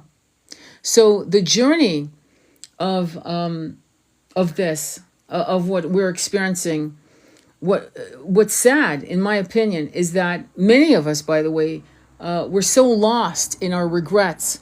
We've been so lost in our self-loathing that it's time now for us to completely forgive and forget. Not forget, but forgive. Radically forgive. Radically let go. Because the sooner you are absolutely able to completely let go of these, whatever some scars, whatever memories, whatever shadows in this life and past lives, you're going to be such a great asset to the collective. You're going to do so much good for the collective that the only thing impeding you is your lack of self-worth. There was another incarnation, which I can't talk about only because fucking TikTok will pull the rug. But there was another one, and it's one of the reasons why she lost her power to speak her truth. She's timid. And so what I usually do when clients are timid with their throat chakra is their homework is to belt out really, really loud. Oh, I'm so happy. I forgive myself. I love that. Thank you, Yessie. Is to belt out mantras, to belt it out like a mother. Just Om, Shreem, Reem, Kleem. I mean, even louder. Just belt it out because you want your throat chakra, right, to be untethered by second thoughts, lack of self-worth. Am I ready? Is this a perfect sentence? Am I stuttering? Am I pausing? Am I umming? All of that needs to get the fuck out of your way. What's important is for you to be free to express your truth and the truth. And for many of us, we've seen injustice, and sadly and truthfully, we have been part of the injustice. We were the perpetrators of injustices. But, absolute power does not corrupt absolutely if you are on a high vibration of love. It can't. Because if you decide that God is your love and love is God, then you'll never be harmed by your egoic, attitude to do things for power and money. You will be doing it for yourself, for your soul, not just for yourself in this, but for your soul. And you'll be doing things for your family that you embody today, like the lineage you've chosen to incarnate through, and through the collective. And we need to understand it. You guys need to understand it. We really need you guys to start really, really talking about anything. I don't give a fuck what you decide. I mean, read poetry from other writers if you want to do that in the beginning, but start doing something. Okay, are you ready for the next oracle card? It's going to come from Earth Warriors, which is very apropos. Earth Warriors, ready? So I'm going to, again, shuffle, and then I'm going to ask you to pick top, bottom, or middle. Top, bottom, or middle. Okay? Top, bottom, or middle. When you're ready. All right. Thank you, Rachel. Top. Let me see. Okay, majority wins. So top, bottom, or middle? Top. Any more? Because I'm going to go ahead and choose top. Okay, I'm choosing top. White buffalo woman. Perfect. White buffalo woman. Okay, perfect. Hopeful heart. See her sign. Okay, let's do it. So this is from the Earth Warrior. Hang on. Oracle deck by Alana Fairchild. Okay. All right. Cool. So this is number 44. And 44 is paying karma. It's paying karma. It's like, it's kind of, it's a hard number, okay? But the karma can be transmuted, obviously. So it's somebody who feels, it's funny too that ironically that came up as a number, because many of us will feel like we're here to right the wrongs of many of our past incarnations. And again, you won't believe this, but it's on page 206, again, 8. So 8 is the theme here, 8-8 on the side note, 44 or 8-8. All right, hopeful heart, see her sign. Have hope, for you are pure of heart. And white buffalo woman appears as the divine sign of rebirth and harmony. She is the way shower, who lives as one with the Great Spirit. She teaches the practices that will free and empower us all. She heralds the birth of the divine upon a new earth. You are held in her heart, and you will recognize her beautiful grace of spirit in your own. Inner reading. This oracle signifies hope and reunion after a challenging or dark time. There will be harmony and a coming together in sacred purpose after putting pain or conflict behind you. You can't make, I gotta say it again. There will be harmony and a coming together in sacred purpose after putting pain or conflict behind you. A birth of something pure and true shall happen under the auspice of the Spirit. Forgive yourself and others and lay claim to the purity and goodwill that is your heart's true nature. Spiritual blessing is bestowed. Your actions are in accord with heaven. Complete release and renewal shall take place. The good and true will triumph in the end. Have faith, for your prayers are being answered. Spiritual guidance. The Sioux people of the Lakota tribe honor White Buffalo Woman as an oracle. She arrives to teach her people how to communicate with Great Spirit and how to perform sacred ceremony to create peace. She is the promise of spiritual rebirth and the manifestation of divine blessing. She augurs peace and abundance, harmony, and the restoration of divine order and grace. The story of her coming tells of two young men who witnessed her divine radiance. Oh my God, I remember the story. I just got chills. Wait. One watched with appreciating awe, whilst the other simply desired Buffalo Woman's body and stretched his hand out to touch her. His disrespect cost him his life as lightning struck him down, just as the correct recognition afforded the other man spiritual blessing. Did you hear that? Didn't we just talk about the difference of the sacred masculine and the toxic masculine? This has been the theme today for my lives. White Buffalo Woman evokes the restoration of the sacred. She demands respectful relationship with each other. Whether you like the person or agree with their various worldviews is irrelevant. Irrelevant. I'm going to repeat all of this. I'm just going to repeat this because his disrespect cost him his life as lightning struck him down, just as the correct recognition afforded the other man spiritual blessing. White Buffalo Woman evokes the restoration of the sacred. She demands respectful relationship with each other. Whether you like the person or agree with their various worldviews is irrelevant.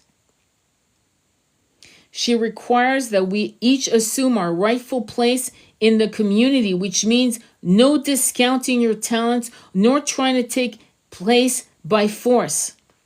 For those of us attempting to awaken higher values and closed hearts that are unwilling to shift from a more self-serving ways, White Buffalo Woman brings a message of divine justice. This is not about revenge or a mean-spirited definition of karma and people getting what they deserve. For if one is disconnected enough from the heart to be self-serving, then one is already in a living hell. Did you hear that? Don't worry about karma.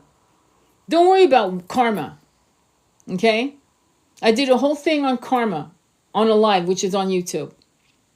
Don't wish harm on anyone that's harmed you. You're wasting your breath. The universe is in charge. Okay? Because then one already is in a living hell. The divine justice that White Buffalo Woman heralds is the restorative and correcting power of the divine that always finds a way. If the divine needs to use an unlikely candidate to do that, then it will. Spirit, did you see it? Unlikely candidate. What does that mean?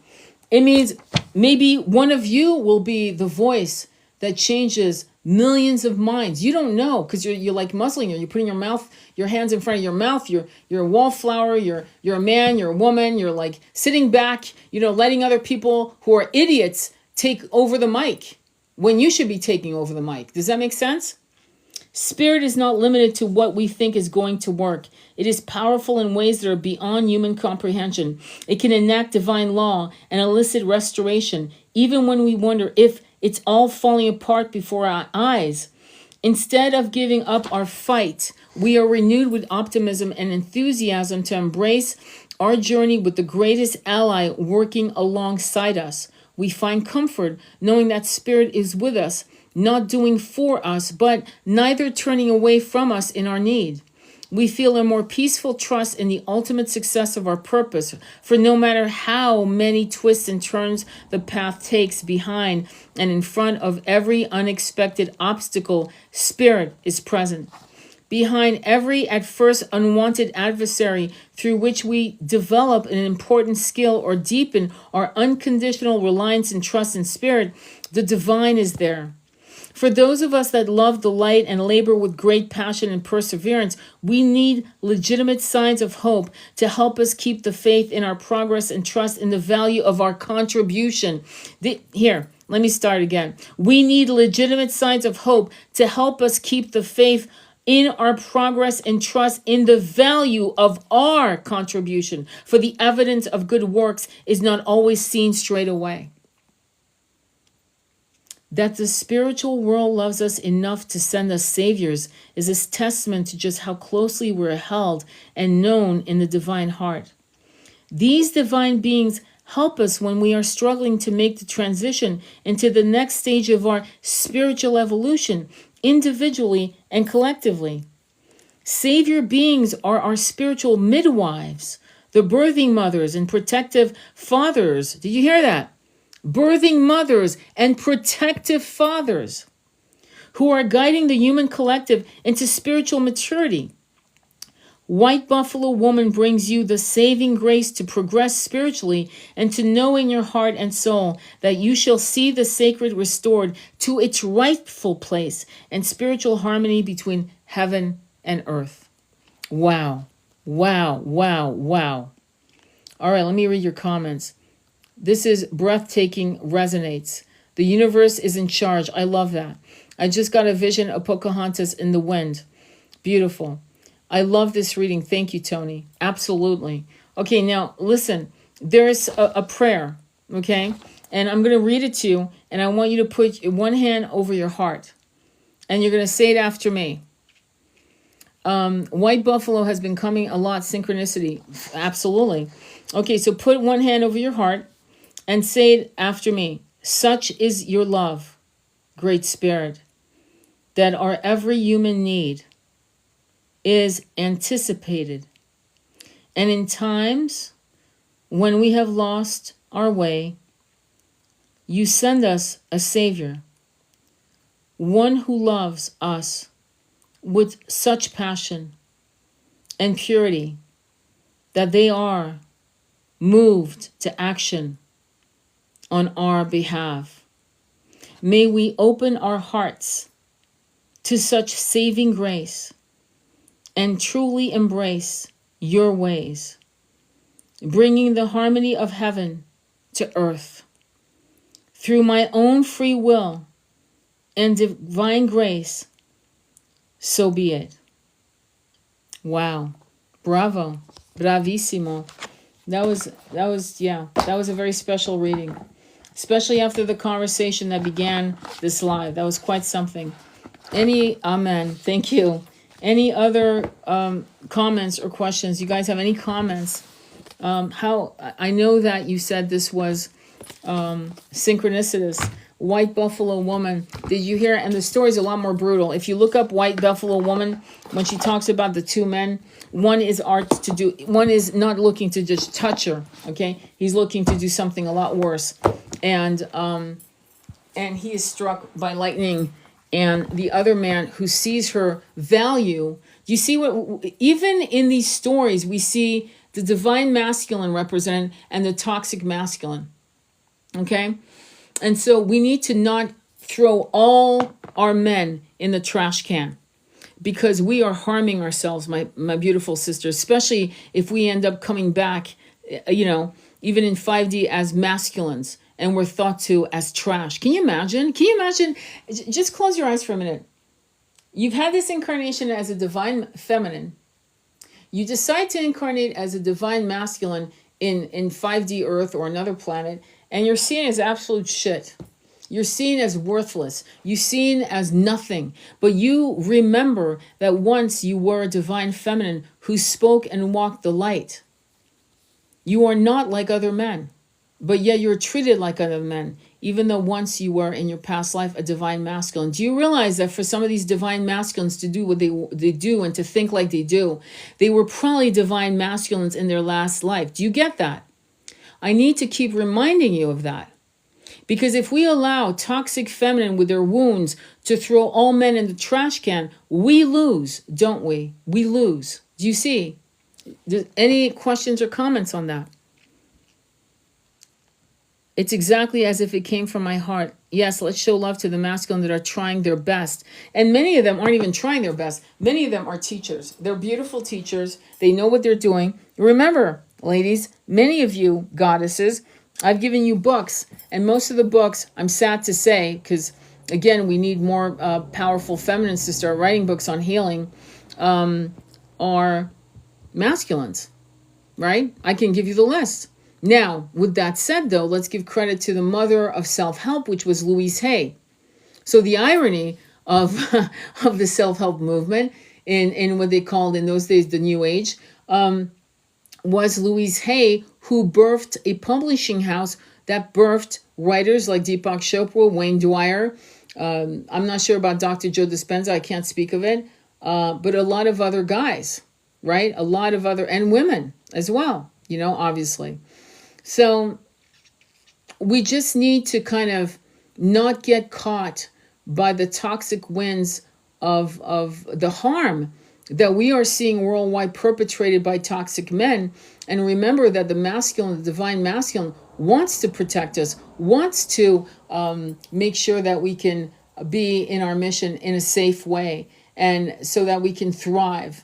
A divine masculine is going to be in awe of you and want you to be happy and thrive in all your Shakti, high priestess, goddess energy, but all of your sensuality, all of your creativity, all of your multitasking abilities, all of that. And there, you guys, just as you are rare as these high priestesses and female, so are these divine masculines. They're rare. And it's almost like a Noah's Ark. We've all been partnered. Trust me, you have your divine masculine. Many of you know who he is, and many of you don't. Many of you will meet your divine masculine or divine feminine if you're into the same gender, whatever that is, right? But it'll be your divine masculine in a same gender body. That happens as well. So any questions or comments? I really love this reading.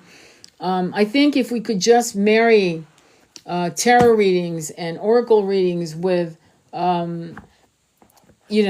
changes in the consciousness of society and the consciousness of us on the collective field, we would actually be free. I think we need to use spirituality not just to entertain, but also to bring about a beautiful awakening. All right, so I'm going to leave you with, and it's on my profile page. It's a wonderful mantra to bring in love, which I'm sure you'll love to hear.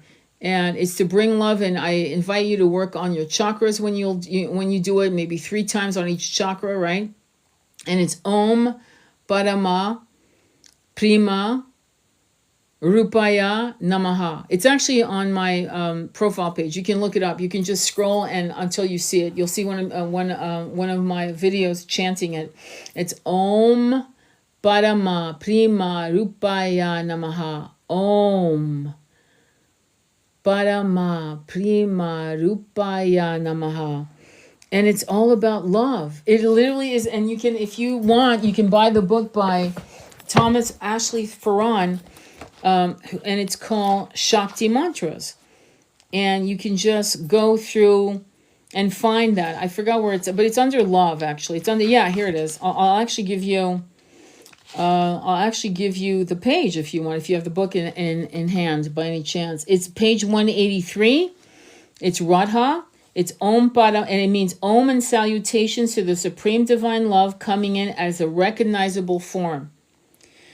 Another one it goes like this: Aham Prema, I am divine love. Aham Prema, I am divine love. And the one that I was chanting to my twin as he was dropping his body was Om Radha Krishnaya Namaha. Om Radha Krishnaya Namaha.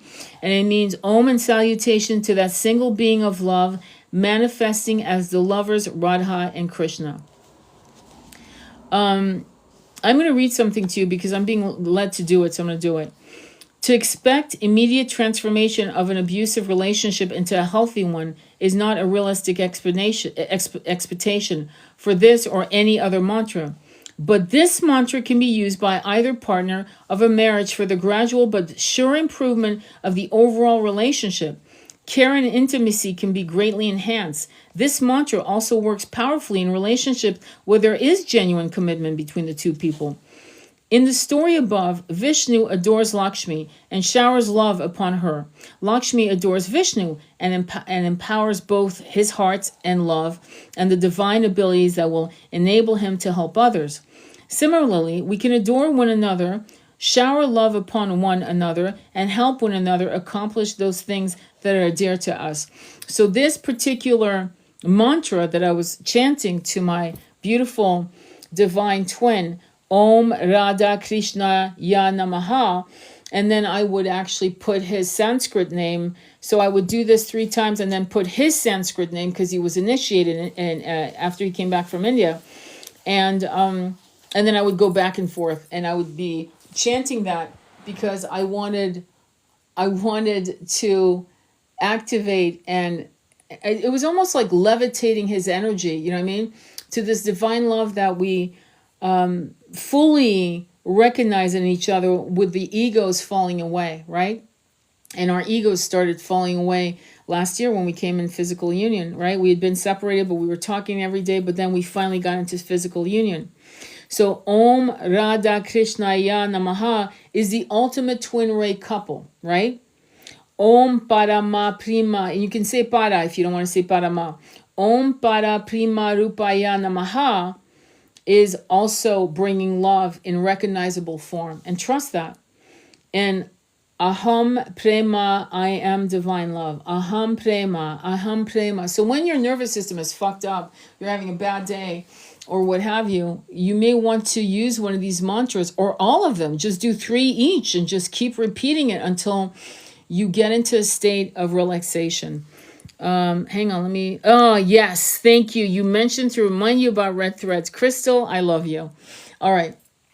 So my shaman, one of my shamans that I used to work with, and I still work with her here and there, told me that because of the work, when you're a healer, and I'm going to call us healing facilitators, or I have a problem calling us healers. I'm going to be blunt, okay? I'm very careful with I try to be careful with words.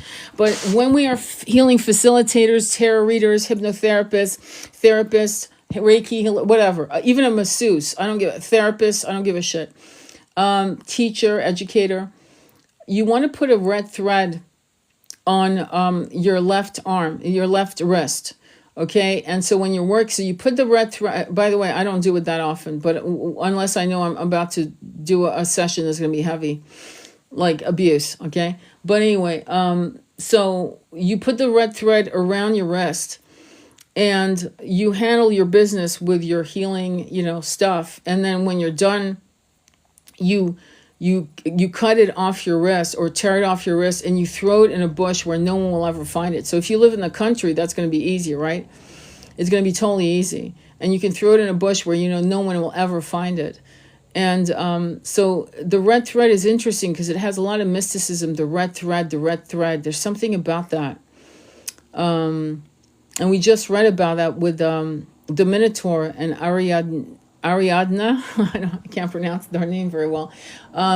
So we see a pattern of protection and bringing you back to your center and things of that nature.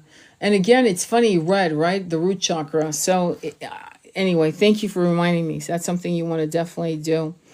Let me see here. I live in a huge Indian community. I don't find this philosophy being illuminated from them. I'm going to tell you something. When I was 10 years old, 9 or 10 years old, I remember being in India in the temples being taught Tantra. Okay? And what I mean by Tantra, I meant breath work in preparation when I was old enough to eventually take a beloved. Okay? Just so you understand what I mean by that. And many of you have had incarnations in India. And you are the ancestors of the current people that are now walking the planet. And so, there's a lot of dilution that happens in some of these wisdoms. There's a lot of dilution. And it's interesting, too, because, I have clients who are Hindustani. And I remember one particular female who was working on, and I've said this before, so if you heard me say this before, I apologize, but I want to address this. And she would only work on her from heart chakra up. And I had to redirect her to understanding that she needed to work on all her chakras, not just whatever chakras she wanted, not this chakra or that chakra. And definitely she needed to go into the root chakra. And I was talking to one of my beautiful divine masculines, who's also Hindustani, born and raised in California, and educated here, the whole bit, brilliant man. And he said he wondered about, well, what's going on with my countrymen? I mean, what the fuck's going on, right? Because the root chakra, there's something that's happening where the root chakra has been so ignored and so shamed into a situation that there's a loss of remembering shit. And I'm not sure what is the story in that part of the world, but I remember taking a human sexuality class, and I was talking about things about ancient China and sacred sexuality and things of that nature. And because of the cultural revolution, the presentation I made, a lot of these students who were Chinese came up to me going, I've never heard of this. So there's been a lot of obliterating and dilution of ancient wisdoms, loss over the centuries due to colonization. Do you think? I think that's what it is, honestly. I think many of these people were ashamed of their beautiful, rich history, and a lot has been forgotten or diluted or diverted or bastardized. I mean, look at what they fucking did to Jesus. I mean, look at how they took all mentions of Mary Magdalena and how they bastardized her name. So it's not a wonder. I'm not shocked that you're not seeing that. Does that make sense? I hope I didn't offend anyone, because I'm not trying to offend anyone, but I am trying to be honest about a lot of the fuckery that has polluted beautiful cultures and because of fear. There's a great story of, do you guys know Paul Gauguin, the famous painter Gauguin? So Gauguin was enamored. He was a friend of Van Gogh, and they were hanging around, and they got into a fight, and Gauguin wanted to go to Tahiti, right? And he was so excited by the idea of going to Tahiti. He was like, oh, I'm going to be so excited. I'm going to see all these beautiful Polynesian people, and it's going to be exciting. It's going to be paradise. I'm going to go back to Eden. It's going to be heaven on earth, right? So he went to Tahiti, and he was shocked because the missionaries had been there before him. And everyone was wearing dresses up to their fucking necks. And he was like, what the fuck? So I don't know if you know this, but he started painting the Tahiti that he wanted to see. It wasn't there. It had been completely stripped and shamed into, Victorian dresses up to the neck and all the way down to the feet. And thank God they went back to their essence, but that shit will create trauma and lineages, right? So I would say that's the problem, if that makes sense. Would that all be on the Emerald Tablet? Absolutely not. The Emerald Tablet is completely different. What I'm talking about right here with the Emerald Tablet is Anunnaki. It's from the galactic, the Anunnaki, which are they were part of the Galactic Council. And many of them are allies of the Galactic Council. So the Emerald Tablet is before we as humanoids as we recognize ourselves as humanoids were. The irony of that is many of us were Anunnakis. That's not to blow your mind, but many of us were part of actually creating the human race wind body today. I'm not joking. Many of us witnessed it, or many of us were part of various planets who knew about it and watching it go down, things of that nature. But so the Emerald Tablet is out of space shit, okay? It's totally from another world. A good book to buy is by Billy Carson, called The Emerald Tablet. I think it's called The Secrets of the Emerald Tablet by Billy Carson. It's not a cheap book, but the man's brilliant and he knows what he's talking about. The Vedas are at least 6, 7, depending on who you talk to, 7 to 10,000 years old. The Vedas, the Vedic, the Bhagavad Gita. So Sanskrit, being a mathematical language, has a high vibration, and mathematicians will tell you that if they could talk to anyone from another galaxy, another planet, even God, it would be mathematical. So Sanskrit, being mathematical, has a beautiful high vibration, which I talk about all the time. And so I don't care if you're Catholic, I don't care if you're Jewish, Muslim, Buddhist. Well, Buddhist, you're going to be chanting this anyway, but you get my drift. I don't care if you're Mormon. If you chant this, the vibration is very healing. They're telling me to say it's like church bells. It's like the frequency of church bells. There's something about it. And that's why I ask my clients to belt it out. Don't just, Om Radha Krishna. No. Om Radha Krishnaya Namaha. Om Radha Krishnaya Namaha. Play with it. Play with it. Ahum Prema, Ahum Prema, Om Parama Prema Rupaya Namaha. Play with it. Have fun with it. Okay? So I was ringing bells today during meditation. Good for you. Very good. Because here's the thing. Many of you are timid with your throat chakra. And that's why you're not doing content like you should. I know that's your problem. I know that's what it is. You're afraid of your own voice. And I need you to I need your voice to be strong, sure-footed. I don't give a shit if you make a mistake. Look at me. I make mistakes all the time in the lives that I do. Constantly. You know that, right? So it's not a big deal, because ultimately you can recover the stumbles, I forgot the name, or I don't know how to pronounce this, or who gives a fuck?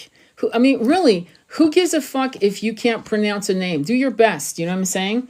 Do your very best. I had somebody once on a live, and you guys know who I'm going to talk about, and she told me I didn't know how to pronounce Om, and I called her out on it. I called her out on it in a very polite way, and I invited her to come to one of my lives to tell us how to say Om. It's like, you will always have critics. You will always have people with an opinion. It's kind of like an you know what hole. Everyone has one, okay? So Don't worry about it. Just, you've got to be in your light, okay?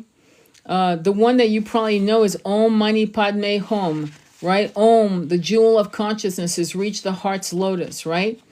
So this is Kuan Yin. So this shot, okay, so the book you may want to try, if you want to just start your Sanskrit chanting mantra journey, the one that I bought was Sacred Words of Power by Thomas Ashley Ferran, okay?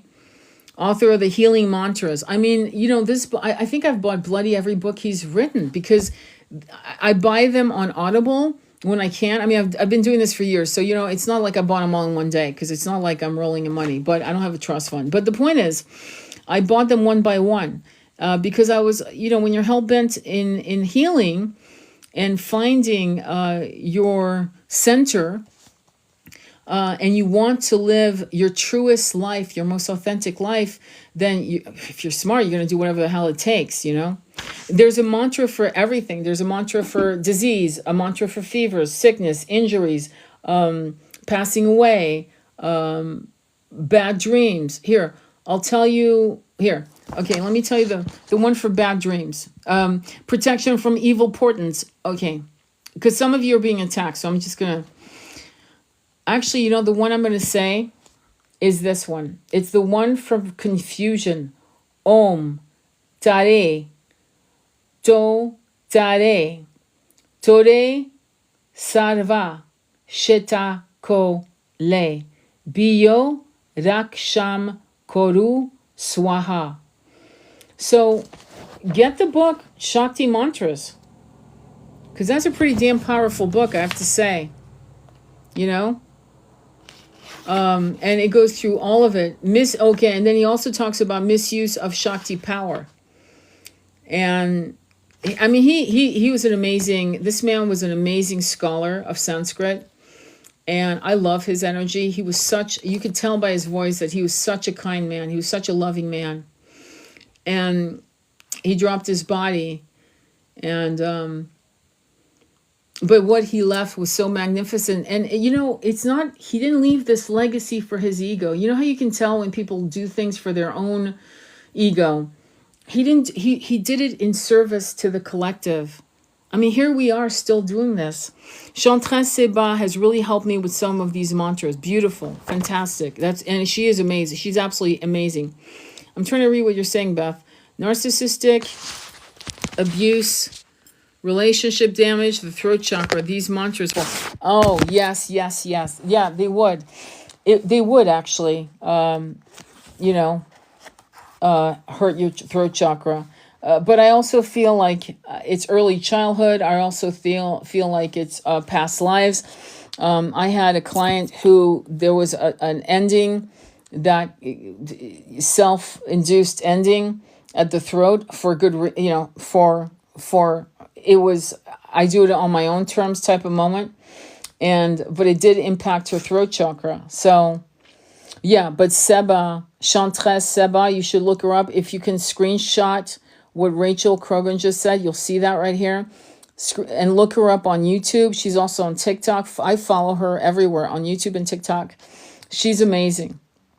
The other completely unrelated, not in sound, is in terms of content about what you asked, Lobo Nero, is to look at astral legends. Look up astral legends on TikTok and then on YouTube. And he talks incredible. He has basically, and he's entertaining us with the stories of the Anunnaki and Enlil and Enki and Thoth and all of these guys, okay? And how, again, it was a feminine Anunnaki who was the womb to the makings of our people as we know them today. So that's pretty cool.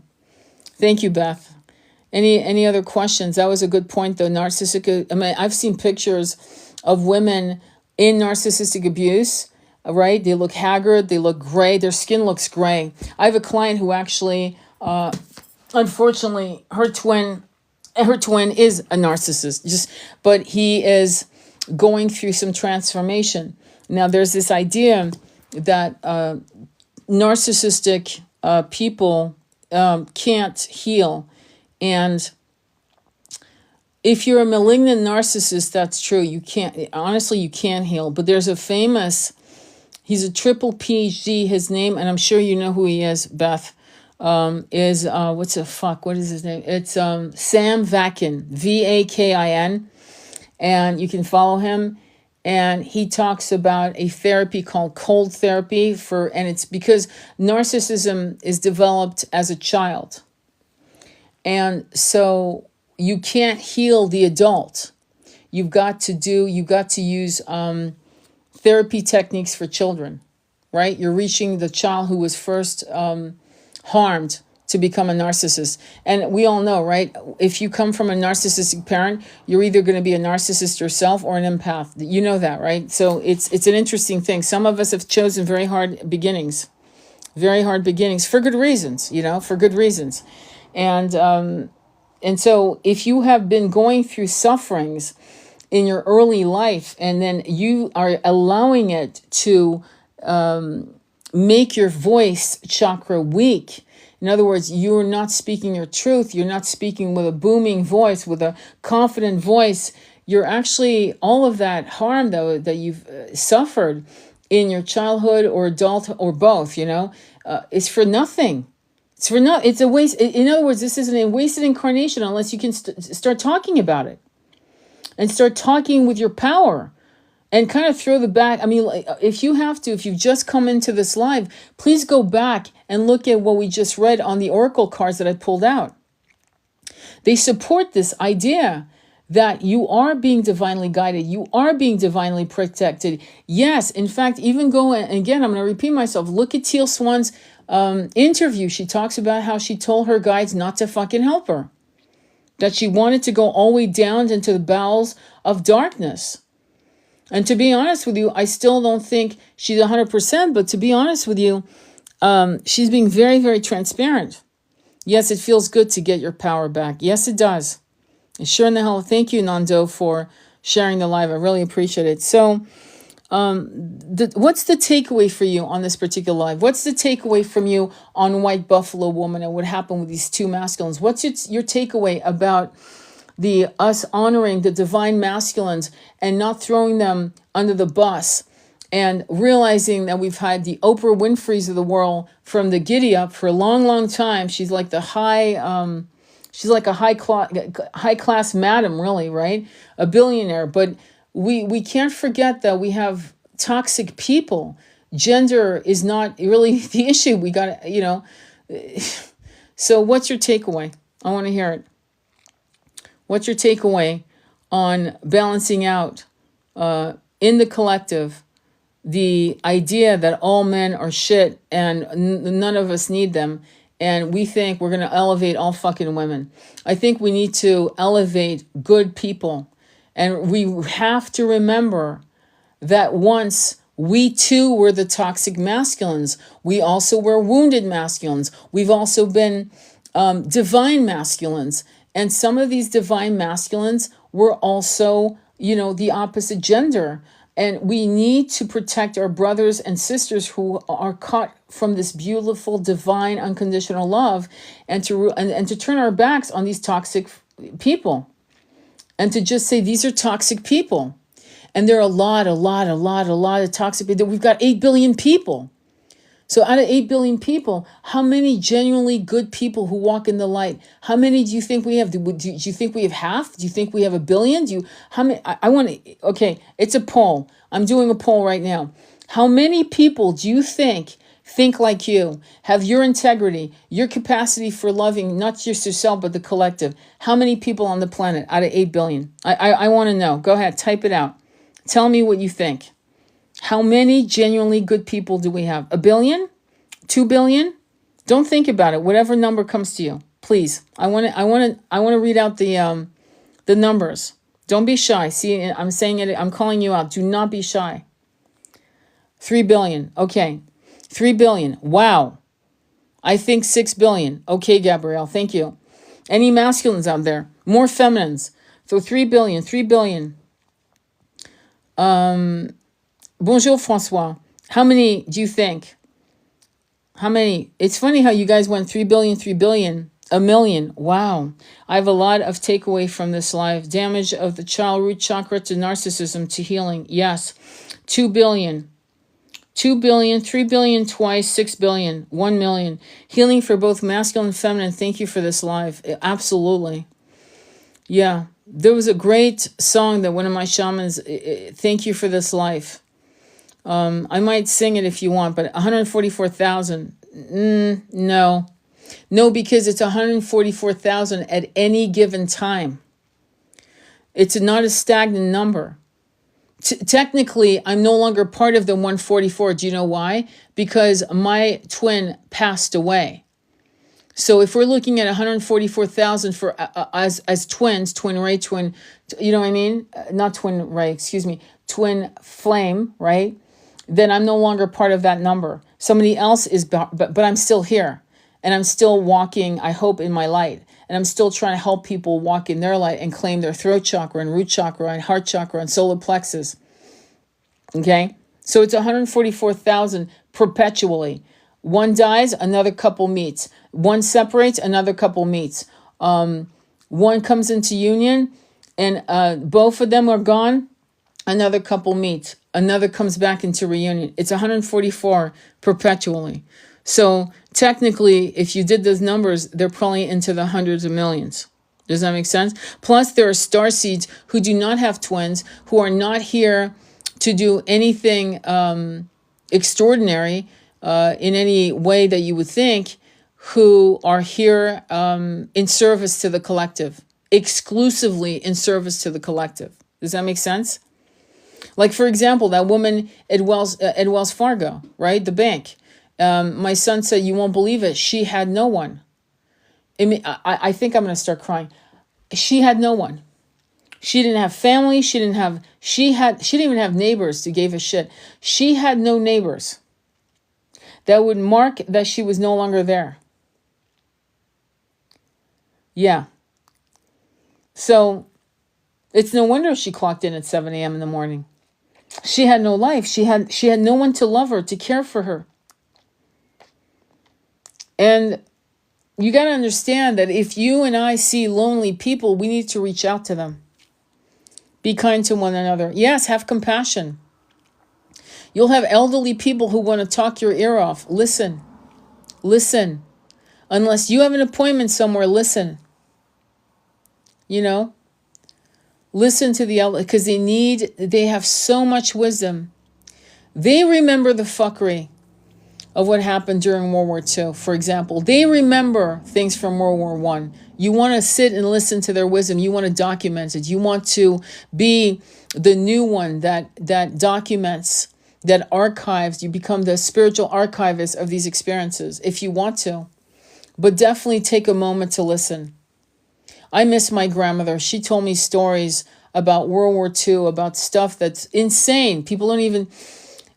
I know it because I know it. And one of the things I want to do is write it down so my son can remember those stories of World War II in Paris. And it was quite something. Okay, we're on borrowed time for sure.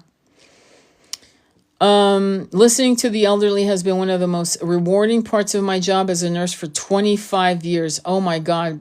God bless you, Beth. Listening to the elder has been one of the most rewarding parts of my job as a nurse for 25 years. That is so beautiful. I could see that. That is so beautiful. And thank you for your service. See, that's service. That is service, because there's good nurses and there are shitty nurses. And you're obviously a very good nurse, and you're probably there when you're holding their hand when they're about to pass away, right? You've been there when no one else would be there, right? I could tell you stories of shit I've heard of the callousness. Yeah, exactly. So you're letting them know it's going to be okay. It's going to be okay. Yeah. Thank you for your service. Those are the unsung heroes of our society. Nurses, some doctors, the neurologist that did the biopsy on my twin was a very, very, very humble brain surgeon. And usually they're known for their arrogance, their swagger. This man had such compassion and love for my twin. It's the only reason why he did the biopsy. He wouldn't have done it under any, no one, he was refusing to do it. And he negotiated with the brains. I'll never forget the neurosurgeon. He said, if you read Super Brain by Rudy Tanzi and Deepak Chopra, I'll do the surgery. And that's and he kept his word. He bought the book. And it probably changed this man's life on how he sees the brain, being a neurosurgeon, on a spiritual level, on how the body is impacted by what we think. But it was my twin's time, do you understand? But what he gave that man was an incredible lesson. And he also sacrificed his belief of not doing anything with doctors for the fact that he trusted this man's kindness and true heart. So we have unsung heroes, you know, and then we have others. The end of their legacy. Yeah. I think I'm going to do another oracle reading. What do you think about that? Would you like that? One last oracle reading? What do you think? Are you up for that? Let me see what I got. I've got so many. It's insane. But I want to help you gain some more magic before you go to bed. Hang on, okay? Let me see here. Oh, I know. Okay, so Alana Fairchild, you guys are going to vote. It's Sacred Rebels or Rumi. Sacred Rebels or Rumi, you choose. Teaching and learning at the same time, absolutely. Absolutely. This is fun, isn't it? We got to talk about some heavy ass shit and now we're having fun.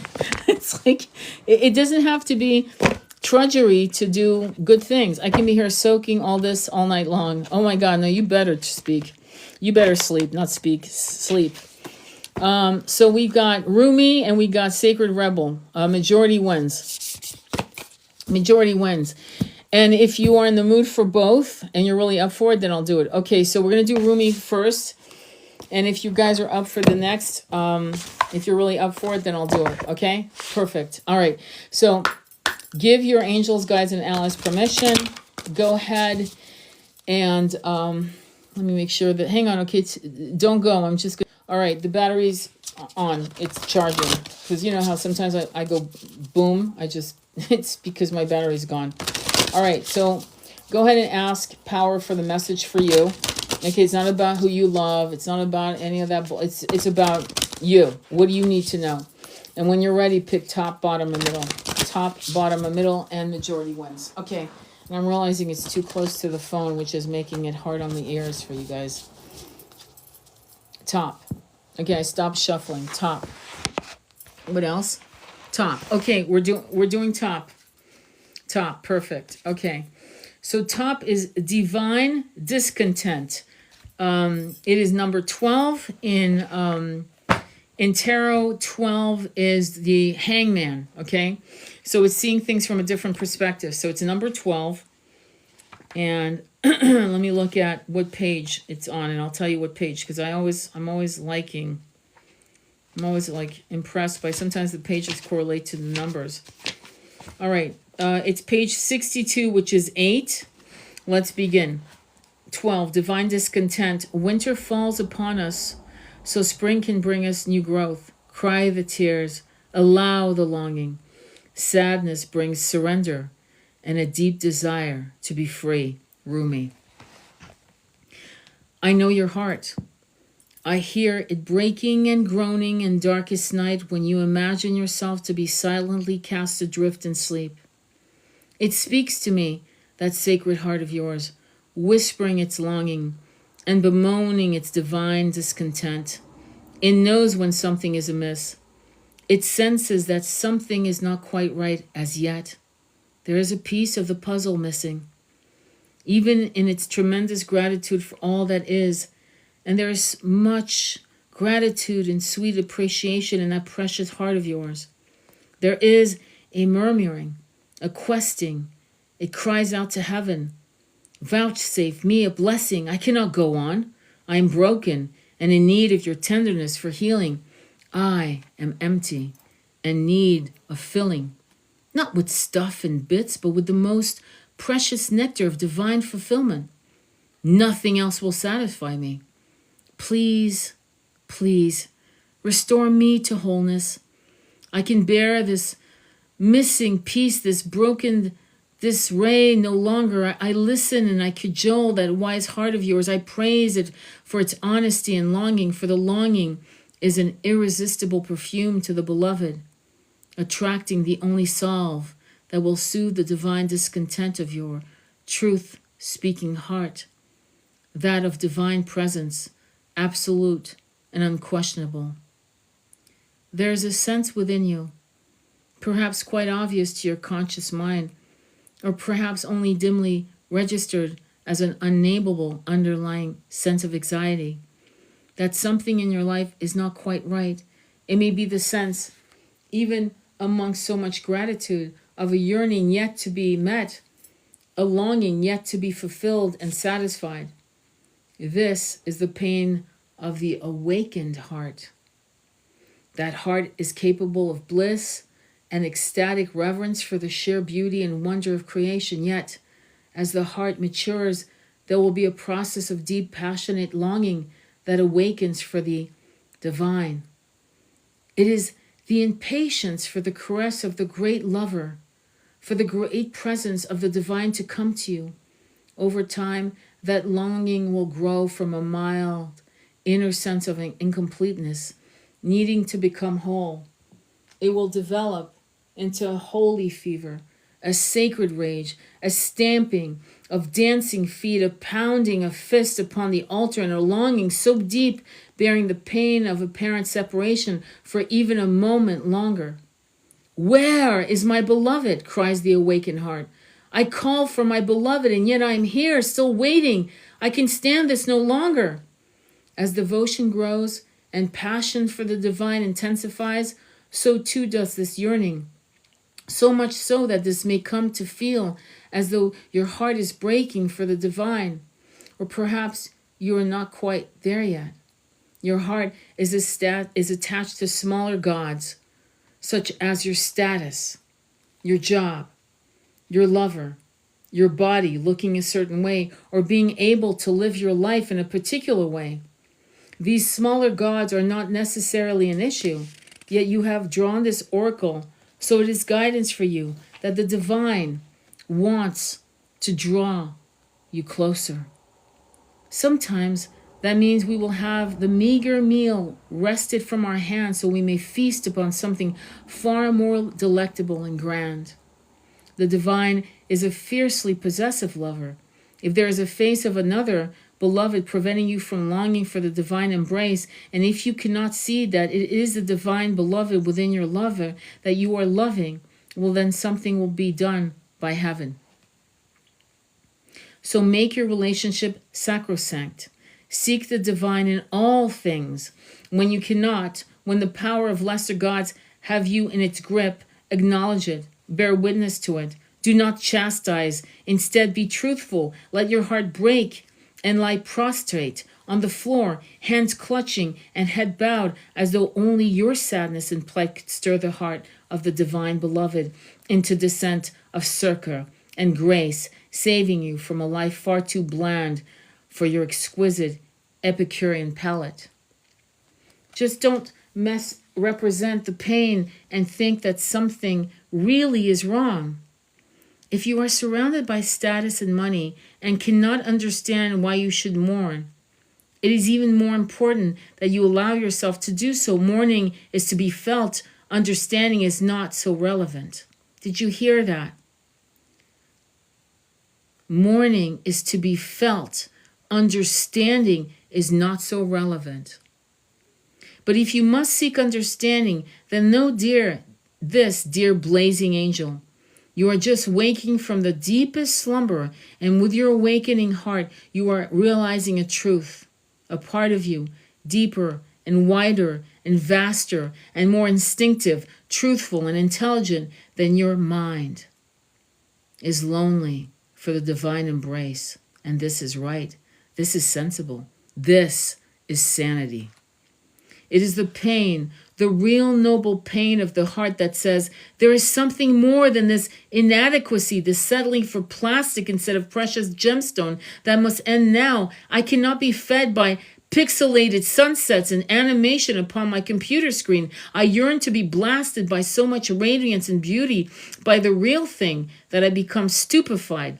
I must witness so much divine splendor that all I can utter is some incoherent grunt, my mind disassembled and my heart ignited by the presence of my beloved. I want to become fumbling, ecstatic grace in the presence of my beloved. I want to allow this pain, this yearning, this divine discontent to guide me to my holy lover, so my life may never be the same again. And so it shall be. The discontent divine growing within you is the beginning, not the destiny. Its purpose is to lead you into your greatest connection yet with divinity. Do not resist it. Witness it. Do not dismiss it, trying to cover it up, its smell with rose petals. Let your rank discontent be the pathway to divinity. Look beyond what has been prized and treasured, and is now found to be plated and not the precious gold it was once esteemed to be. Don't be scared, for you are my sidekick on this great holy adventure. I am here, you see, just around the corner. I have you in my sights, though. You may not see me yet. I am holding a loaf of fresh bread, hot from the kitchen of the Creator, hoping to entice you with its wafting scent, tempting you to follow me on towards something of far more substance. If you are still stuck on pine-scented air freshener, imagining it is anything akin to the wild scent of the pine forest for real, then how can I tempt you? Let the stench be the stench, and then be the fragrance of God can be discerned. And together we can leave what is less behind, once for all, grabbing like hungry school children for the divine bread, with sweet French scent filling the air. I hope you understood every word. I hope you got the essence. We have been given plastic lives.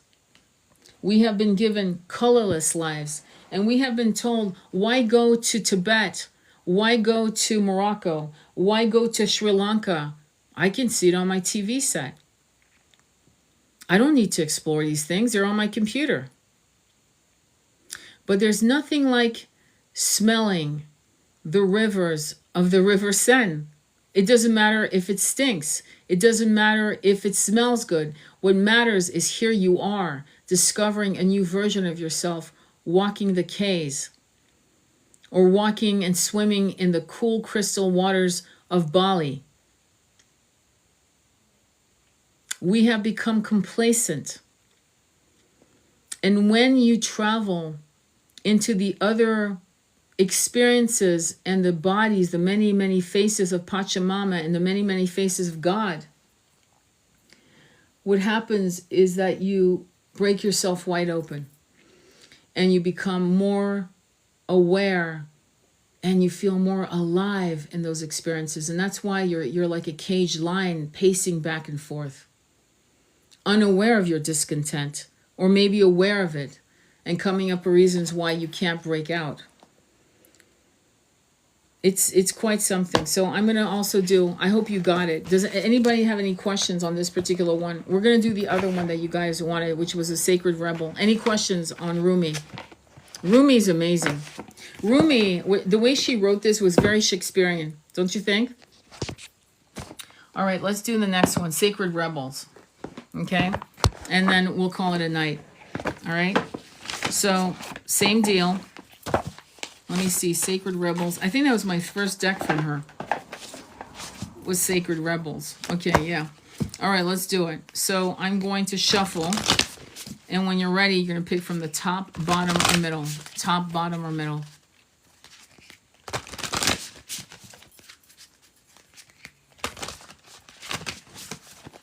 Majority wins. Middle, perfect. I'm going to go with middle. What is already with you? It's 17 in Kabbalah numerology. It's the star of the Magi. In tarot, Aquarius energy, 17 is the star, healing energy. And again, we come to the number 8. 8, if you're paying attention to my oracles, this is the third time I believe we're seeing 8 in some aspect. So 8 is paying karma, okay? And that's not, it doesn't mean we're being punished. It means that this is the age of shit's gonna start shaking up. That's all I'm gonna say. Okay, what is already with you? You hold in your hand that which you seek. In other words, the pair of spectacles you have been rummaging around the house for are sitting on top of your head.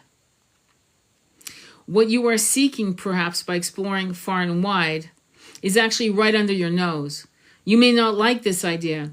It is so much more wonderful to imagine there's something yet to find. Of course, there is unlimited creative potential and always something more that can be done. Yet, in this instance, it is important for you to know that you already have what you need and what you want. What did I just say?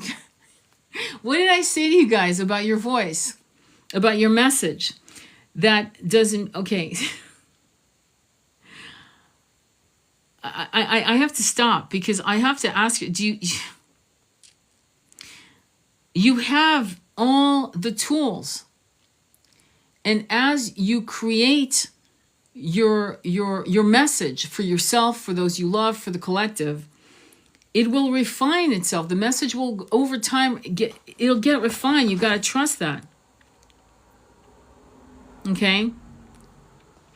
Okay, so yet in this instance, it is important for you to know that you already have what you need and what you want. That doesn't mean it's the end of the story, although it does ask you to give up the fantasy that a perfect solution lies in the future somewhere.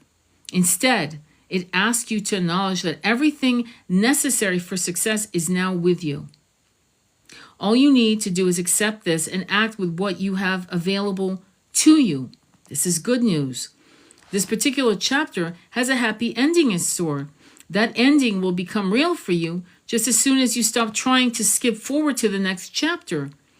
Better to be completely present in the now. From here, the next phase will naturally happen without force on your part. It may not seem like you have much to start with. Perhaps you feel that all you have is a small, simple choice to make. Perhaps you have a song to begin, an email to send, a conversation to start, or a sketch to let loose, however small. It is enough for the ball to start rolling. Don't make the mistake of believing that what you need is behind you, lies with another, or is yet to appear. You have all that you need to take the next step in your life, and from that, all else will flow. Yeah, build it and they will come. And there is a sweetness to that. It is a small pleasure at first, but one from which greater pleasure can unfurl. This message is amplified if you have also drawn the oracle of every journey starts with a single step, or the oracle of what do you feel? If this is the case, really pay attention to what is being asked of you for your own benefit. This oracle also comes with special guidance for you.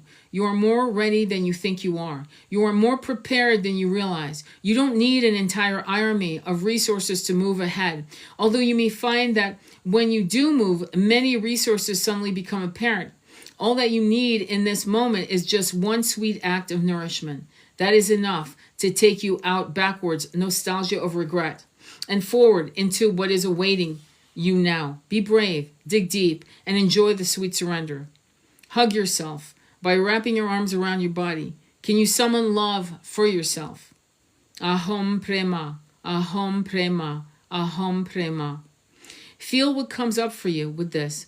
Do you think it's silly and resist it? Can you soften and melt into it?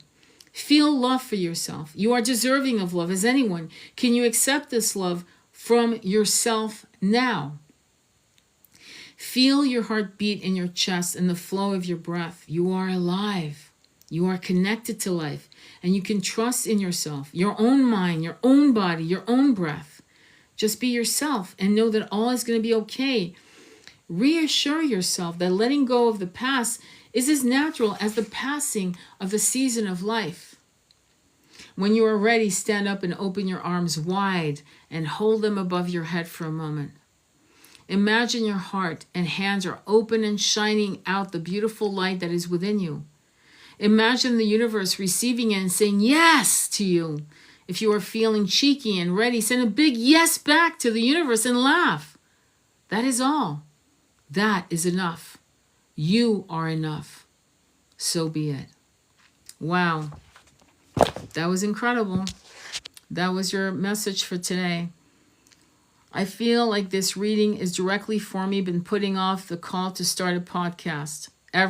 Me too. I'm looking to do a podcast too. So yeah, absolutely. Everything I have been hearing lately keeps saying to speak up. Yes, this is your sign. You can do it. Exactly.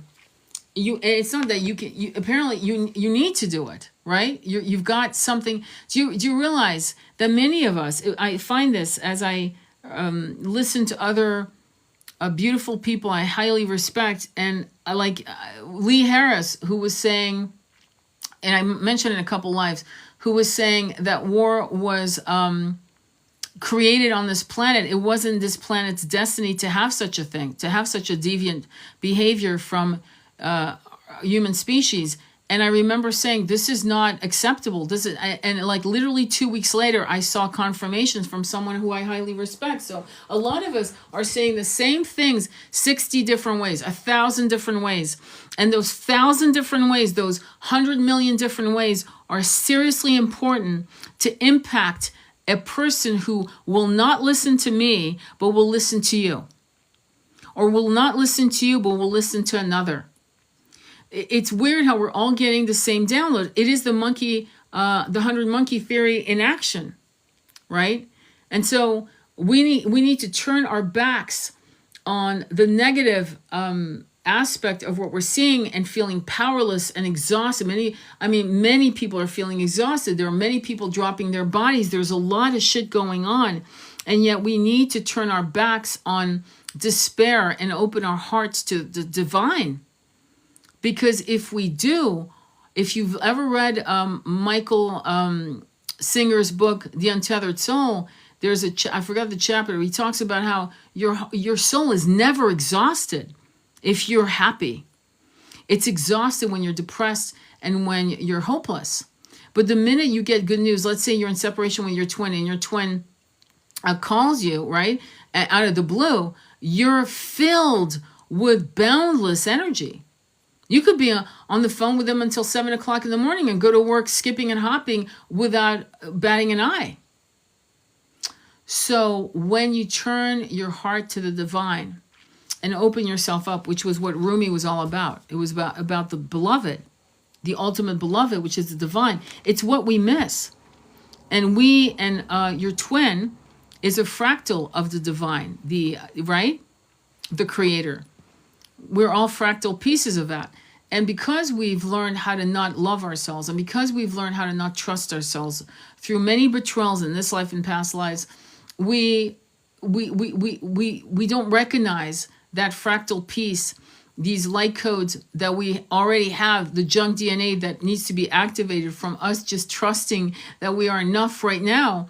And that as we open up higher and more and become more transcendental, that we'll be able to get activated by the divine. But the divine can't activate us to our full light until we activate ourselves. We have free will to lose or to win. I'm going to put it in simple terms like that. Win or lose.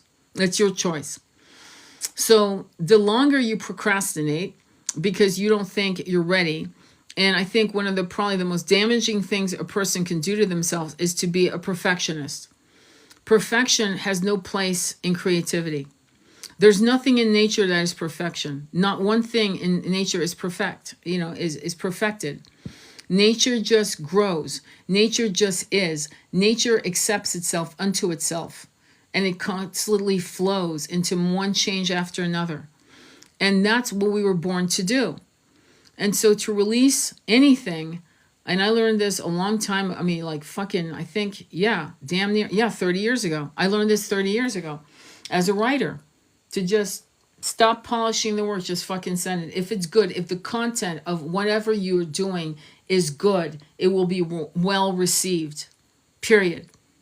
And whatever needs to be polished will be polished by your allies. Does that make sense? Anyway, I hope it makes sense. All right.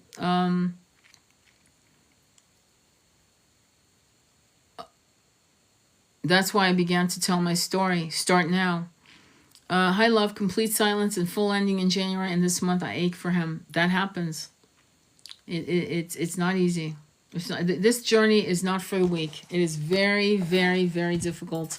And this is why many of you incarnated with your twin at the same time, because many, many starseeds out there did not incarnate with their twin.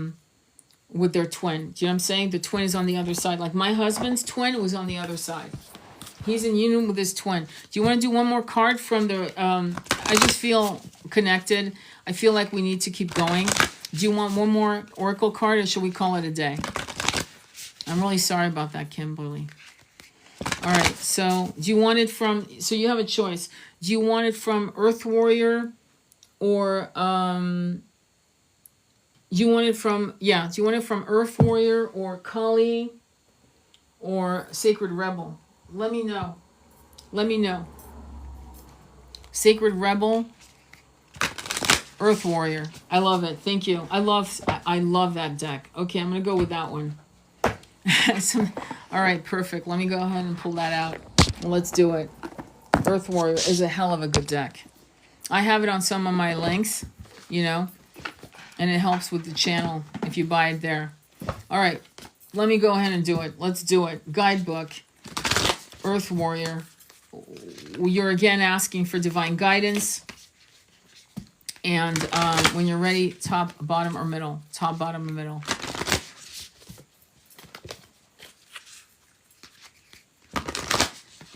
Middle. Middle. You got it. We're on the middle, my friends. Mayu, Soma from the Galactic Heart. Holy shit. This is going to be good. 36, which is 9. 36... 9 is a master number, okay? 9 is a master number, and because it's a master number, it's so important. I'm going to actually look at 36 in my book of numerology, which I've had since 1994, and it's the same as 27. I'm going to read that to you first, and then I'll read the oracle card, okay? Because it's important. Is that cool? All right. I'm not waiting for an answer. I'm going to do it. This is an excellent, harmonious, and fortunate number of courage and power with a touch of enchantment. It blesses the person or entity it represents with a promise of authority and command. It guarantees that great reward will come from the productive labors, the intellect, and the imagination. That the creative faculties have sown good seeds, which are certain to reap a rich harvest. People or entities represented by the compound number 27 should always carry out their original ideas and plans, and not be intimidated or influenced by the diverse opinion or opposition of others. 27 is a number of karmic reward, earned in more than one previous incarnation. 27, which is 36, which is 9. I knew I needed to read that, because here we have 36, which is 9. It says, don't be influenced by anyone, right? Don't ask anyone their opinions.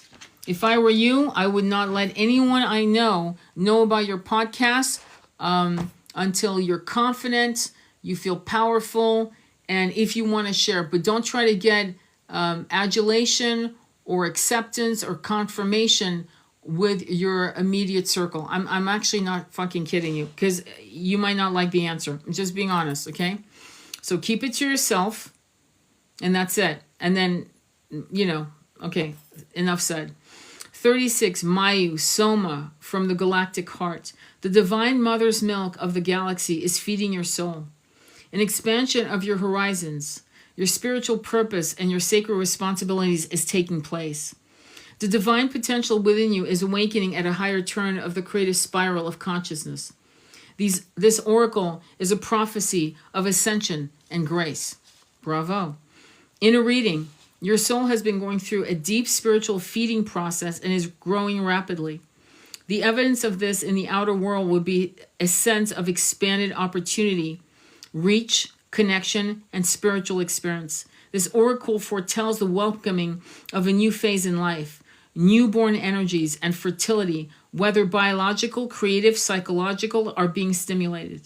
The oracle indicates the discovery, development, and expression of talents, an increasingly public profile which moves you into the spotlight.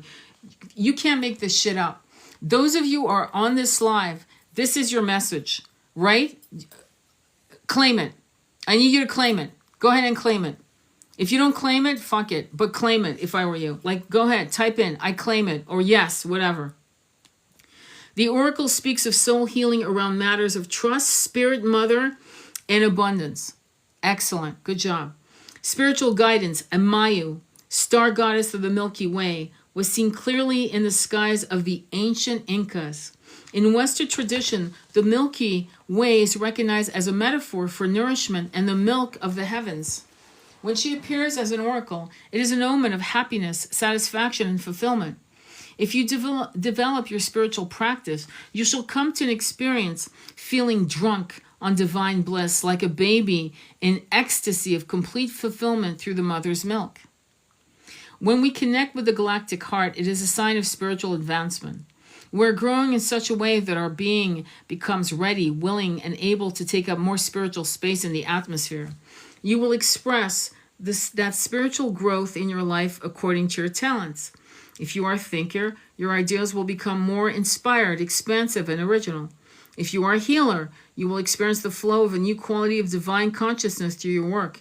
If you are a leader, you will experience a feeling of being overshadowed by something truly great and kind and helpful, while at the same time feeling more fearless, bold, and confident to speak your truth and guide those in your care. Whatever the truth of your soul, encounters with the galactic heart are granted to evoke, expand, and empower it upon the earth. Some interpretation of the Vedas of ancient India see the Milky Way as heavenly soma, the nectar of immortality and the drink of the divine. Soma can feed the soul, but like any food, healthy or otherwise, too much of any given time is hard to digest and can create more harm than good. Okay, I'll give you an example of what that means. Being hell-bent on opening your kundalini, like trying to fucking just rip it out of you. Slow progress is best. Okay? Be patient with yourself. Sometimes going fast is not successful. Going slow gets you there fast. I wish I could give the guy credit, but I thought it was brilliant. Going there slow. What did he say? He said, going there slow gets you there fast. More divine light and energy is not always better. Did you hear that? More divine light and energy is not always better. At least not when we try to take it all at once. The analogy of taking it all at once, kundalini awakening, things of that nature. It's like a little baby, a 3-month-old baby, and you give them a whole chicken leg. It's going to choke. It might not survive. That's why we give the milk and then the porridge and then we spoon feed the baby. The soul needs that time. Okay? We need to learn when enough is enough, to detach from the Divine Mother's breast and rest in the contentment and fulfillment of the present moment. To allow ourselves to be spiritually fed, we need to feel trust and surrendered into the Divine Feminine. We need to know when to latch on and when to detach from the inflow of spiritual energy. We need to allow for the mind, body, and soul to adjust to the increased levels of light and spiritual nutrition and to metabolize that for healing growth. If we have had difficult issues around trust, support, and nourishment as human beings, it is important to clear those issues through grace so we can receive the heavenly nectar without greed or fear. Digestion and integration allow us to utilize each blessing and become ready for further expansion when it is time to be fed again. I'm going to explain something to you. This is very Pachamama wisdom as well, because I am seeing people doing ayahuasca every month, and that can create psychosis. That can create psychosis. When you start dabbling too much in the plant medicine, right? Because you think more is better. No, sometimes more is more. And sometimes more is too much. And the medicine, if you do it with respect and the kind of awe that it deserves, the medicine can work through you for years. For a year, 2 years. You might say, after 9 months, I'm ready for more. Okay? And when the medicine tells you to stop coming to it, if that's the message you get, don't ever go back to the medicine. Okay? When ayahuasca told me, you do not need to come back to me. You're done here. You know, you're done here. You've got everything you need. I was like, okay. And there's a reason why she told me that. And one day I'll tell you the story. But right now we're continuing. We trust that the sacred food of the Divine Mother will be available when needed. Did you hear that? We trust that the sacred food of the Divine Mother will be available when needed. Yeah, when you trust in abundance, there's never going to be famine. There's never going to be lack. Don't worry, you're not missing anything. We can learn to rest into all that the Galactic Mother will provide for our soul, growing us into the fullness of our spiritual radiance and maturity, one dose of her extraordinary blessed soma at a time. This is incredible. I have a healing process, and it says, say this prayer out loud with one hand on your heart if possible. So I'm going to say it, and you guys can, yes, plant medicine comes to you when you need it. How I heal my twin when needed. Beautiful. I start psilocybin. Great. But have some respect with it, and make sure you open the four corners above and below before you take it. Okay. My friend just texted me the same thing. Lol. Really? My ears are ringing. Holy shit. Claim it. Good. All right. Let me finish this and then we're done for the night. Okay? All right. I invoke the unconditional love of the galactic heart and give thanks for all that is good, true, and nourishing of my being on all levels through unconditional love. I surrender with forgiveness and blessing any issue to do with mothering or being mothered, whether too much or too little. I release myself from false guilt, shame, and judgment now. I release the mother figure in my life with forgiveness in my heart, for I no longer wish to hold on to old pain. I acknowledge I am worthy and deserving of nourishment straight from the sacred milk of the unconditional love from the Galactic Mother. May all mothers receive healing and guidance, blessing and assistance from the Divine Mother of all souls. With trust, I now open myself to receive what is needed for the ecstatic fulfillment of my being through divine grace. With gratitude, so it is. Now, it is time to close your eyes and rest for as long as it feels good. Whether you wish to meditate, sleep, or just close and rest your eyes for a time, permit yourself to do that now. You can begin that process by gazing at the image on the card for a moment. Gently. So I would say, gaze within yourself. And imagine the Milky Way, and imagine this as a divine feminine. Gently focus on the light of the heart center of the galactic goddess, and imagine, feel, visualize, or pretend that you are stepping right into the heart light as you either zone out into sleep, rest your eyes, or meditate now. When you are ready, ground yourself with some deep cleansing breaths as you emerge from your rest. Move your body a little and ground yourself in the here and now. You have completed your healing process. So if I were you, going that you're going to go to bed, I would say to you, go ahead and work on your chakras, right? Work on your 9 chakras, spin them clockwise, and ask your 4 archangels to protect you in your sleep. Ask to remember your dream. Ask for it, and if you're supposed to have a message in your dream, it will come. If not, it won't. It's okay. And then just, you're done. And you should be able to sleep very quickly. If you can't sleep and you're suffering from insomnia, which some, just go aham prema. Aham prema. I am divine love. And do it again and again and again. Aham prema. Aham prema. Aham prema. I just lost my mother to cancer. I took care of her. She was the best. She's here. Beautiful. I'm so sorry also. I'm so sorry. What do you mean by the 4 corners? You can look up my profile page and you'll see a video that says the 4 corners above and below. Go ahead and learn how to do that so before you start playing with psilocybin or anything at all. I don't care if you want to get drunk, whatever, okay? But if you're doing psilocybin as sacred medicine, open the 4 corners above and below first for protection, as you would with any shaman. Thank you for everything, Tony. Oh, you're welcome. And God bless your mother. I'm so sorry. Yeah. Protect your energy. Exactly. Okay, you got that, right? Go on my profile page and you'll see that meditation. As a matter of fact, I'm going to put it under guided meditations, but it should be there. You should be able to see it. There might be a couple clips of lives. Just make an effort to look.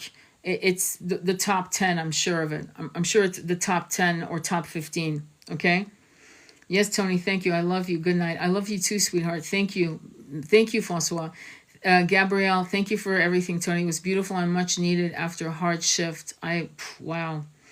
God bless you all. All of you are such gifts to the planet. If you could just see what the divine creator who created your souls first saw when you emerged into beings. And this kind of divine unconditional love has followed you every incarnation on every planet. It has never left your side, and yet you never saw it. Many times you never saw it, and you saw it but didn't feel worthy of it. And so it's now time for you to see it and open your heart and feel worthy of it. And that will please the divine. Sending you much love on your journey. Namaste. Be well.